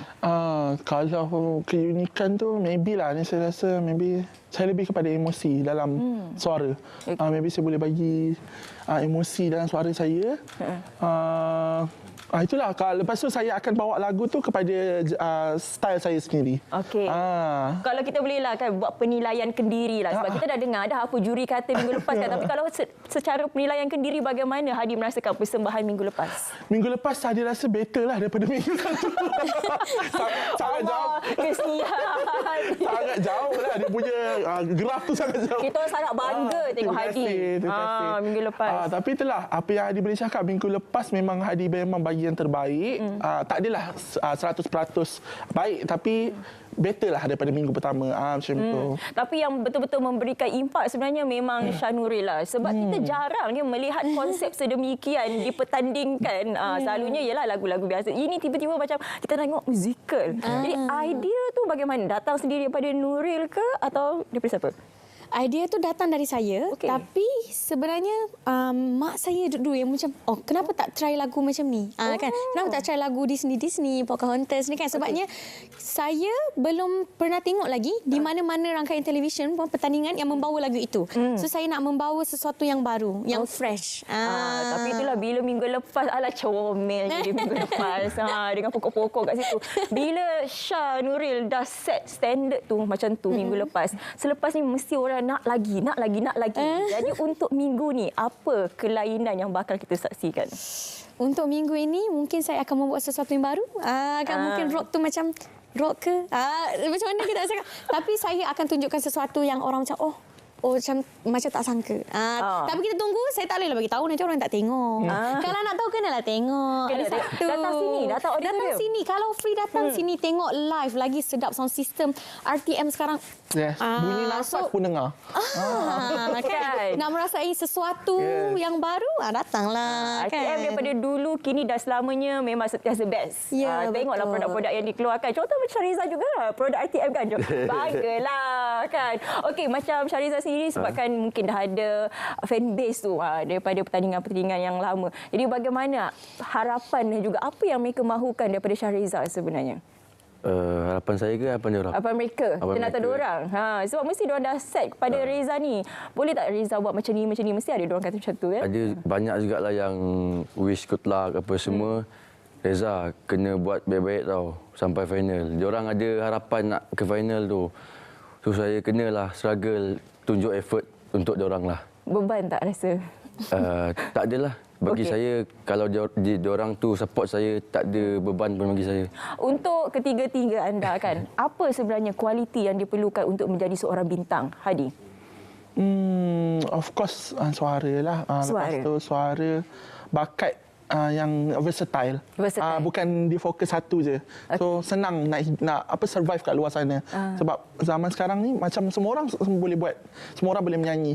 So untuk kita stand out daripada semua orang adalah versatile. Macam tu. Macam Hadi versatile dari segi apa tu? Actually Hadi boleh mengacara. Tiba kan? Dia terus tau bagi tahu kat sini tau. Dia boleh mengacara, boleh memasak, boleh buat lawak. Semualah dia ya, tapak ya. Tinggal sikit untuk kawan-kawan. Macam ni, tinggal bagi job je. Tinggal bagi job je. Red card dah ada, red card. Red card dah ada, harga-harga semua. Semua dah. Okey, go. Call manager ya. Kalau Reza, apa kualiti seorang bintang perlu ada? Kalau saya setuju dengan apa yang Hadi cakap tadi, tapi bagi saya, kalau tak ada attitude, tak guna juga. Attitude penting lah. Attitude, karakter. Macam mana karakter? Karakter kita. Okey. Ni nampak macam pendiam tapi tak ya sebenarnya. Dia ada crack-crack juga tu sebenarnya Reza ni. Okey. Nuril? Macam kalau saya, kualiti seorang bintang tu ialah sesuatu yang belum pernah orang tengok. Macam suara kan, kita tak boleh sama dengan yang dah sedia ada. Kita kena jadi diri sendiri. Ada kualiti sendiri, ada karakter yang sendiri. Sebab macam katakanlah kita nyanyi dengan sama dengan yang dah sedia ada, baik ambil yang dah sedia ada kan. Jadi kita dekat sini untuk tonjolkan sesuatu yang baru. Macam ni lain ni. Kan kita masuk dalam kita buat circle kita sendiri. Begitu itu yang jadi fresh tu keluar kita kena selalu jadi fresh ya. Saya tak sabar nak tunggu Nuril minggu ni. Lagu apa Nuril? Lagu minggu ni Isabella. Isabella. Jadi arrangementnya mungkin ada perubahan yang dilakukan? Mungkin saya tak nak bagi tahu tapi mungkin. Hadi lagu apa minggu ni? Hadi slow rock. Faizal Tahir Sampai Syurga. Wow. Okey. Dalam industri ni siapa sebenarnya idola ketiga-tiga anda? Hadi? Hadi Allahyarhamah Adi Bano. Itu memang Hadi punya idola lah. Kalau memang dia. Dia punya soul dalam suara dia semua. Semua. Ya, Kak Adi Bano memang total package. Yes, memang boleh mengacara, dia jadi DJ radio, versatile lah. Itulah sebenarnya nak jadi macam tu. Yes, okey. Nuril? Kalau saya Jacqueline Victor. Jacqueline Victor. Ya, dia macam wow. Dia tak pernah fail untuk buat kita rasa macam wow, kan? Faham. So saya karakter dia kuat. So saya sangat mengidolakan dia daripada kecil lagi. Okey. Reza? Yang saya bawa lagu minggu ni. Lagu yang saya bawa, penyanyi yang saya bawa lah. Azlan. Memang dari kecil. Azlan, Hazama, Fik. Okey. Halim tu. Okey. Jadi memang suara-suara begitu jugalah. Bersesuai lah dengan suara Reza sendiri kan. Okey, untuk menjadi seorang bintang ni seperti mana tadi katakan, kita ada apa kualiti-kualiti yang kita perlukan. Tapi yang lagi penting sebenarnya branding. Sebab sekarang ni kalau ada bakat sekalipun, tapi kalau kita tak boleh ingat orang tu pun susah juga. Betul. Jadi macam Nuril nak letak placement tu di mana untuk branding Nuril? Kan? Macam mana tu? Sebagai seorang unik? Mungkin sebagai seorang yang unik, yang bersuara orang kata lain. Saya rasa belum ada penyanyi yang paling-paling pun sama dengan saya sedikit pun. Macam mana? Dia bukanlah sedikit pun. Maksudnya jarang ada suara macam ni. Lepas tu saya ada cerita lalat comel. Kan oh dia yang tak lalat comel tu. Comel, saya akui dia memang comel. Hadi? Kalau macam Hadi, maybe ada yang tahu, ada yang tak tahu. Hadi aktif kat TikTok. Apa dia Hadi? Putri Islam. Aduh, itu aib tu. Tapi Hadi ini kegemaran Ismail sebenarnya. Ismail kecewa tau. Patutnya Ismail duduk kat sini, dia kata. Putri Ismail nanti kita jumpa. Okey, so Hadi memang aktif kat TikTok lah. So kalau apa-apa je, kalau ada naik pentas ke apa, ni yang Putri Islam tu kan. So orang dah tahu dah. So dekat situ branding jugalah. Itu brandingnya. So itulah. Reza? Apa soalan tadi, Kak? Branding. Oh, branding. Branding mungkin orang kenal saya dengan lagu Sikok Bagi Dua tu. Sikok Bagi Dua dengan Ratu Faradiva. Oh, okey. Yang menari pelik-pelik tu kan. Mungkin dari situlah kot. Tu saya cakap, jangan tertipu dengan paras rupa dia macam ni.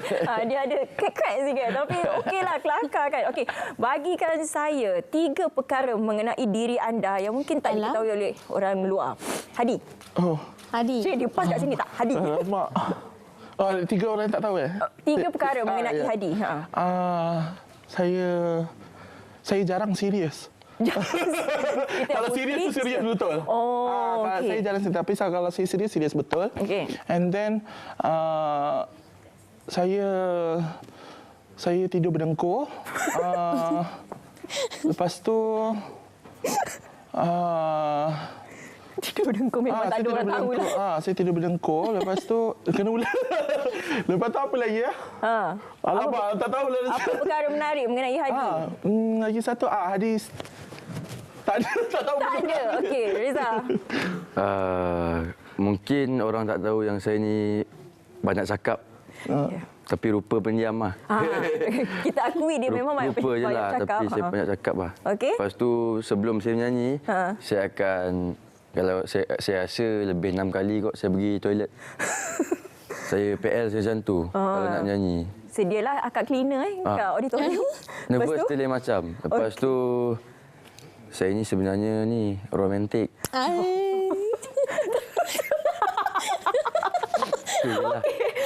Kenapa pula pandang macam tu? Reza, simpan sikit mata. Okey. Sorry. Sorry akak SPM. Kan, okey. Nurin? Saya bagi 2 lah, boleh kedua. Okay, first saya seorang yang cengeng. Saya cepat nangis sikit-sikit nangis. Baby kita ni. Lepas tu? Yang kedua saya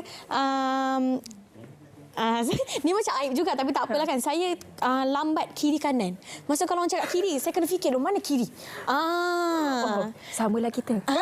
Dia macam saya tak boleh fikir mana kiri mana kanan. Okey. Jadi itu antara perkara menarik untuk Hadi, untuk Syareza dan juga Syanuri. Jangan lupa untuk saksikan persembahan mereka pada minggu ini. Pukul berapa? Pukul 9 malam. Di mana?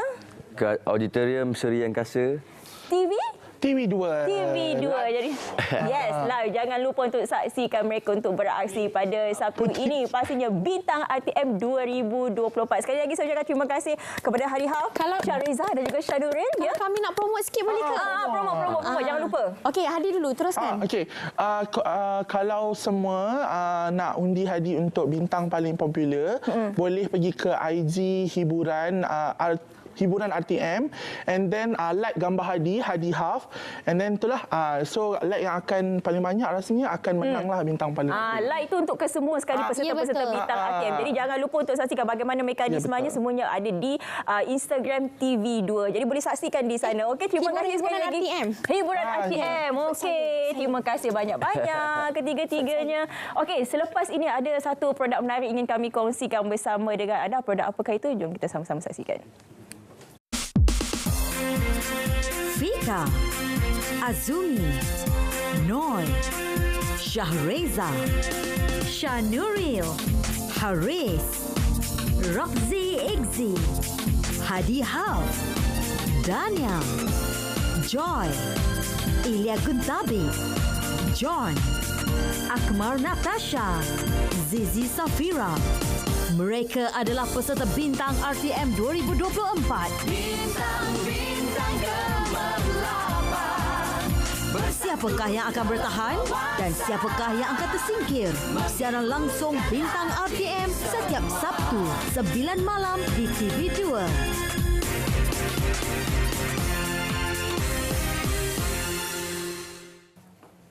Hari ini Jamu Jelita ada lagi satu produk menarik khusus untuk ibu-ibu di luar sana. Set berpantal dan juga set bersalin. Hari ini untuk menerangkan mengenai set ini saya pastinya bersama dengan Pegawai Pemasaran Jamu Jelita Puan Nur Atira Samsudin. Assalamualaikum. Waalaikumsalam. Apa khabar Syafiqah? Sihat, alhamdulillah. Hari ini lain daripada lain tapi inilah yang amat diperlukan sebenarnya. Betul. Sebab tu hari ini lain daripada yang lain tapi macam Syafiqah cakap amat diperlukan sebab dekat Malaysia ramai wanita yang bakal melahirkan. Ya, betul. Jadi apa yang menariknya hari ini? Okey, hari ini apa yang anda nak share? Terima kasih banyak Syafiqah. Assalamualaikum buat semua penonton. Selamat pagi Malaysia. Okey, hari ini kita bawakan salah satu produk yang sebenarnya Atira sendiri cukup teruja nak share sebab waktu berpantang Atira sendiri pun pakai. Alhamdulillah. Rasanya pengguna pasti boleh lihat waktu Atira bersiaran, waktu pregnant dulu macam mana betapa besar sihatnya kita. Dan Alhamdulillah dengan pakai set bersalin tradisi, pakai bengkung semua yang mana Atira bawakan hari ini, Atira dah dapat balik badan asal Atira. Jadi korang yang mana dekat luar tu ataupun bakat-bakat ibu yang tengah menunggu masa untuk melahirkan anak dan mencari-cari produk apa yang paling sesuai untuk dipakai sewaktu proses berpantang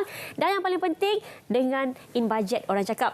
Zaman sekarang ni ramai je orang-orang yang kalau berkemampuan dia boleh upah bidan dan sebagainya. Tapi untuk yang tidak berkemampuan, yang kita ni orang kata apa nak berpantang sendiri di rumah, kita boleh cuba dapatkan set bersalin tradisi ni macam Atira sendiri pun memang berbaloi untuk korang dapatkan sebab harganya sangat ekonomik, hanya RM179.90. Ada 8 produk Syafiqah. Dan ini adalah produk yang kalau nak tahu boleh pakai selama 44 hari proses berpantang kita. Sebab kita tahu waktu mengandung dan melahirkan kita sebagai wanita dah lalui macam-macam proses ya. Dan waktu inilah waktu orang kata apa berpantang ni waktu untuk baik pulih semula dalaman, untuk orang kata apa atasi balik masalah yang orang kata apa urat yang tegang dan juga masalah mengecutkan rahim kita dan bantu untuk seimbangkan hormon semula. Sebab kalau tak jaga semua ni orang kata waktu berpantang kena jaga sebab kalau tak jaga kesan di hari tua nanti. Kita ada masalah peranakan Syafiqah, sakit urat, badan banyak angin dan akan ganggu masalah kesihatan lain.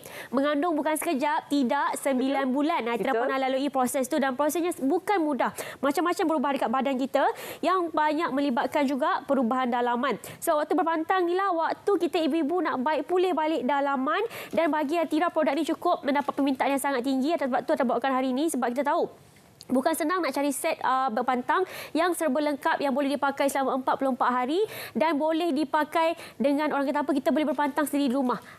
Suami boleh tolong sebab sangat mudah. Dan dalam ini juga apa yang istimewa kita formulasikan jus jamu moden iaitu jus tradisi wanita. Orang berpantang kalau bayi-bayi macam Mak Atira dulu memang dia blend yang raw tu je yang untuk minum. Ya, betul. Tak minum lah kalau Atira yang sekarang ni. Tutup hidung pun tak boleh telan, apatah lagi nak menelan. Jadi kita formulasikan jus tradisi wanita, jus jamu moden yang mempunyai kebaikan sama macam herba-herba zaman nenek moyang kita dahulu untuk baik pulih semula dalaman wanita selepas bersalin. Dalam ini juga ada kacip Fatimah manja kani yang baik untuk bahagian intim kita, baik untuk sembuhkan luka dan juga macam-macam kebaikan lagi. Dan apa yang istimewa jus tradisi wanita ni bagi Atira lah pengalaman Atira yang melahirkan anak tahun lepas kan. Sebenarnya waktu berpantang ataupun waktu melahirkan anak ni kita lagi penat daripada rehat. Sebab kita cuba nak adapt benda tu kan dengan berjaga malam, badan kita sakit, bengkak susu dan sebagainya. Jadi sebab tu bagi Atira kita sebenarnya perlukan makanan tambahan untuk bagi kita bertenaga. Dan dalam jus tradisi wanita ni kalau nak tahu kita formulasikan dengan ginseng wanita iaitu dongkuai supaya kita ni tak adalah lagi macam orang kata apa rasa penat-penat lesu-lesu nak jaga baby. Jaga baby bukan mudah ya, tidak. Kita tidur waktu tu dia bangun.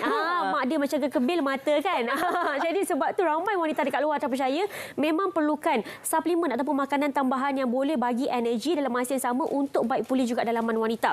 Jadi bagi Atira jus tradisi wanita ni memang pilihan yang tepat untuk anda amalkan. Sebab tu kita masukkan juga dalam produk set bersalin tradisi. Dan ada juga produk lain Syafiqah yang mana salah satunya adalah produk rendaman herba manja kani ataupun orang dulu yang mana kita tahu waktu berpantang kita ada orang panggil betangas. Yang asap dia tu kan untuk mengecutkan dan sebagainya. Okey, dalam produk ini juga ada rendaman herba manja kani yang boleh dijadikan sebagai untuk bertangas ataupun cebokkan. Yang mana air dia tu lepas kita rebus, tunggu sejuk sikit kan, tunggu suam kita buat cebokkan. Bagus sebenarnya sebab dalam ni ada herba daripada kunyit dan manja kani yang baik untuk bantu bersihkan masalah-masalah bau-bauan dan sebagainya. Sebab kita tahu antara paling banyak yang terjejas adalah di bahagian intim wanita. Betul. Itu adalah waktu yang kita nak baik pulihkan. Sebab itu sangat penting untuk bertanggas dan cebukan yang menggunakan bahan-bahan herba pun sangat penting untuk penyembuhan dan sebagainya. Jadi dalam ni ada rendaman herba manja kani dan ada juga kalau nak tahu kita ada tungku tau. Tungku kita ready to use. Dah tak payah lagi ayah-ayah nak pergi ke sungai, nak cari batu-batu sungai. Dah tak payah. Kita sediakan tungku. Tungku kita ready to use, hanya perlu kukus sahaja. Kukus dan sedia untuk dipakai dan boleh dituamlah di bahagian perut ibu yang mana penggunaan tungku untuk bantu orang kata apa mengecutkan peranakan, bantu melancarkan peredaran darah dan bantu melegakan ketidakselesaan. Kadang-kadang wanita yang mana berpantang ni ada masalah angin dalam badan, ada masalah sesengal badan, rasa macam bisa-bisa dekat badan itu normal. Jadi kita perlukan tungku sebab haba dari tungku itu yang bantu melancarkan peredaran dalaman badan kita. Dan banyak sebenarnya Syafiqah, dan ada juga yang salah satu kita punya best seller juga dalam produk ni iaitu kita punya sabun nyaman. Macam Maitra sendiri sewaktu berpantang, sebab tu dah cakap 9 bulan memang bukan tempoh yang sangat mudah. Bila melibatkan perubahan fizikal, perubahan hormon, tiba-tiba lah kalau dulu tak ada gelap-gelap, dah ada gelap-gelap, ada masalah yang setengah wanita kan dekat celah-celah leher, itu normal. Memang wanita yang mana melahirkan anak ataupun mengandung ada proses macam tu. Jadi benda tu sebenarnya menjadi salah satu benda yang ramai wanita tak suka. Stres tau sebenarnya. Jadi sebab tu kita formulasikan juga sabun nyaman. Sabun nyaman adalah produk yang menggunakan herba dari param yang mana dia bantu untuk singkirkan sel kulit mati, bantu pudarkan kesan-kesan rekahan di bahagian perut ataupun di bahagian pinggul dan sebagainya. Ramai yang suka sebab dia ekstra hangat. Orang berpantang ni macam Maitra sejuk, badan memang sejuk, ada tak nafikan. Cepat sejuk, sebab tu orang berpantang pakai stokin. Sebab tu kita kalau boleh mandian pun kita mandian air-air herba yang suam-suam. Dan rendaman dan sabun nyaman ni dia bagi bila kita mandi dia bagi badan kita hangat. So sangat bagus dan bau-bau dia pun memang bau-bau herba-herba yang selalu kita mandikan macam bau serai. Benda tu kan. Jadi korang sebenarnya bagi Aitira set ni sangat lengkap, sangat mudah untuk dipakai sebab kita formulasikan macam ada juga air selusur yang boleh diamalkan sebelum proses melahirkan anak dan macam-macam lagi Syafiqah. Tapi tak lengkap. Orang kata kalau dah pakai set bersalin tak pakai bengkong. Betul. Nampak dah tu bengkong tu. Yang paling terjejas adalah macam atas sendirilah yang paling Aitira kecewa. Perut dah tak macam dulu. Tapi masih lagi maintain. Sebab itulah sebenarnya waktu berpantang pemilihan bengkong sangat penting. Dekat luar memang banyak bengkong yang mudah tapi kita nak tengok kesan tu betul-betul berkesan atau tak. Dan kenapa kami masih mengekalkan ciri-ciri ikatan zigzag sebab kita nak pastikan orang perempuan bila mengandung otot perut dah mengendur tau. Sebab perut kita dulu yang kempis tiba-tiba dia besar-besar baby 4 kilo 3 kilo dalam perut dia ada masalah otot perut yang dah kendur. Sebab tu kita kena pakai bengkong yang mengikuti orang kata apa dia lebih kepada ikut shape badan kita. Orang kata ikatan zigzag. Sebab bila kita tarik dia daripada pinggul sampai atas kita tarik sikit-sikit kan kalau tengok kat sini kan.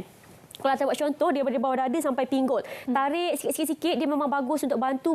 Dekat TV dah ada. Dia bagi ikatan lebih grip supaya pembentukan tubuh badan ibu kembali ke bentuk badan asal. Ramai juga. Precise kan? Dia sesuai sampai berat 80 kilo. 80 kilo boleh pakai. Dan ini adalah juga salah satu bengkong yang orang kata apa, kita menggunakan kain belacu, dia serap peluh, sangat selesa dan boleh bantu untuk mendapatkan balik bentuk pinggang asal. Sebab tak percaya macam ada sendiri pun memang frust gila lepas melahirkan anak. Kita dah kecil tapi ada benda yang tak kecil. Sebab tu orang kata kena pakai bengkong. Kalau nak badan cantik kena pakai bengkong. Pakai sekali dengan balm hangat. Kita ada balm hangat tau dalam produk ni. Balm hangat tu sapu kat bahagian perut, dia melegakan dan juga dibantu menaikkan semula otot perut kita. Pakai bengkong. Lepas tu bolehlah dapat macam Aitira balik. Begitu. Dan yang terakhir kita ada kopi perawan macam Mata cakap tadi dengan Syafiqah. Waktu proses berpantang memang waktu yang memenatkan bagi ibu-ibu. Kita berjaga malam dan sebagainya. Kita formulasikan kopi perawan ni minuman kopi harian.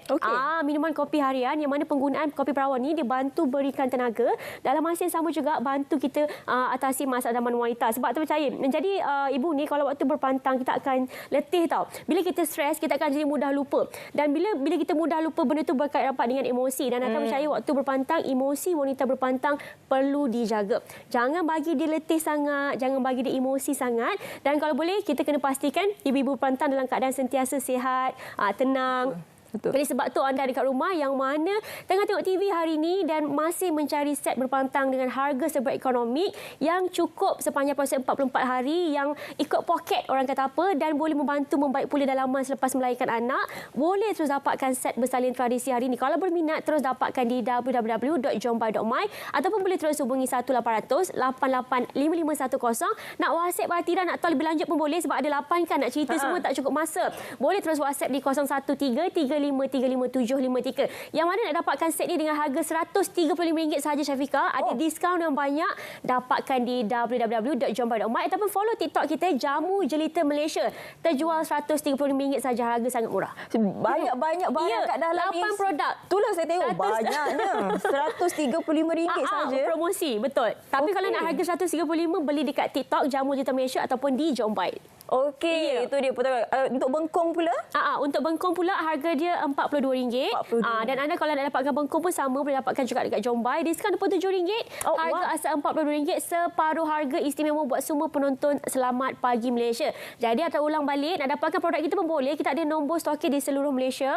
Yang korang boleh dapatkan dengan hubungi dan tanyakan dekat mana nak beli produk kita. Dan jaminan dari Atira set ini dah berada di pasaran hampir 10 hingga 12 tahun. Atira sendiri pun mengguna setiap produk ni waktu melahirkan anak dah pakai. Alhamdulillah semua share dengan kita, testimoni semua share, memang dapatkan bentuk badan yang cantik, badan pun kembali lebih bertenaga, sihat dan sebagainya. Ya, betul. Jadi kepada ibu-ibu di luar sana, untuk persiapan lah sebelum melahirkan anak tu, jangan dah lahirkan anak baru dah cari. Beli. Ataupun Syafiqah suami yang tengah tengok hari ni boleh beli ikat. Kita kena belanja. Betul. Dia jangan kedekut dengan isteri. Mungkin saya boleh mengeluarkan belanja itu. Dah sampai. Abang, beli lagi. Ini kalau 5 orang anak ni tak ada masalah. Tak ada masalah. Harga murah. Nampak tak ekonomi Ismail macam mana kukuhnya? 5 anak pun tak ada masalah. Sampai 5 terus. Atira tahun lalu baru saja mendapat bayi. Betul, tahun lepas. Alhamdulillah. Baru lagi. Tetap cantik dan juga berseri. Terima kasih Atira. Sama-sama Ismail. Pagi ini kita berakhir di sini, Syafiqah. Ya, kita berakhir di sini. Banyak sebenarnya kami kongsikan bersama dengan anda. Hari ini sambutan Hari Taikusam. Jadi kepada anda yang menyambutnya, selamat menyambut Hari Taikusam. Okey, dan kita berakhir di sini. Terima kasih kerana menonton kami selama 2 jam. Teruskan kekalkan kesetiaan anda bersama kami di TV1 dari saluran berita RTM. Saya Ismail Adnan. Saya Syafiqah Izzat. Malam ini jangan lupa 7.30 malam Harimau Malaya menentang Korea Selatan. Kita doakan yang terbaik. InsyaAllah. Bye. Assalamualaikum.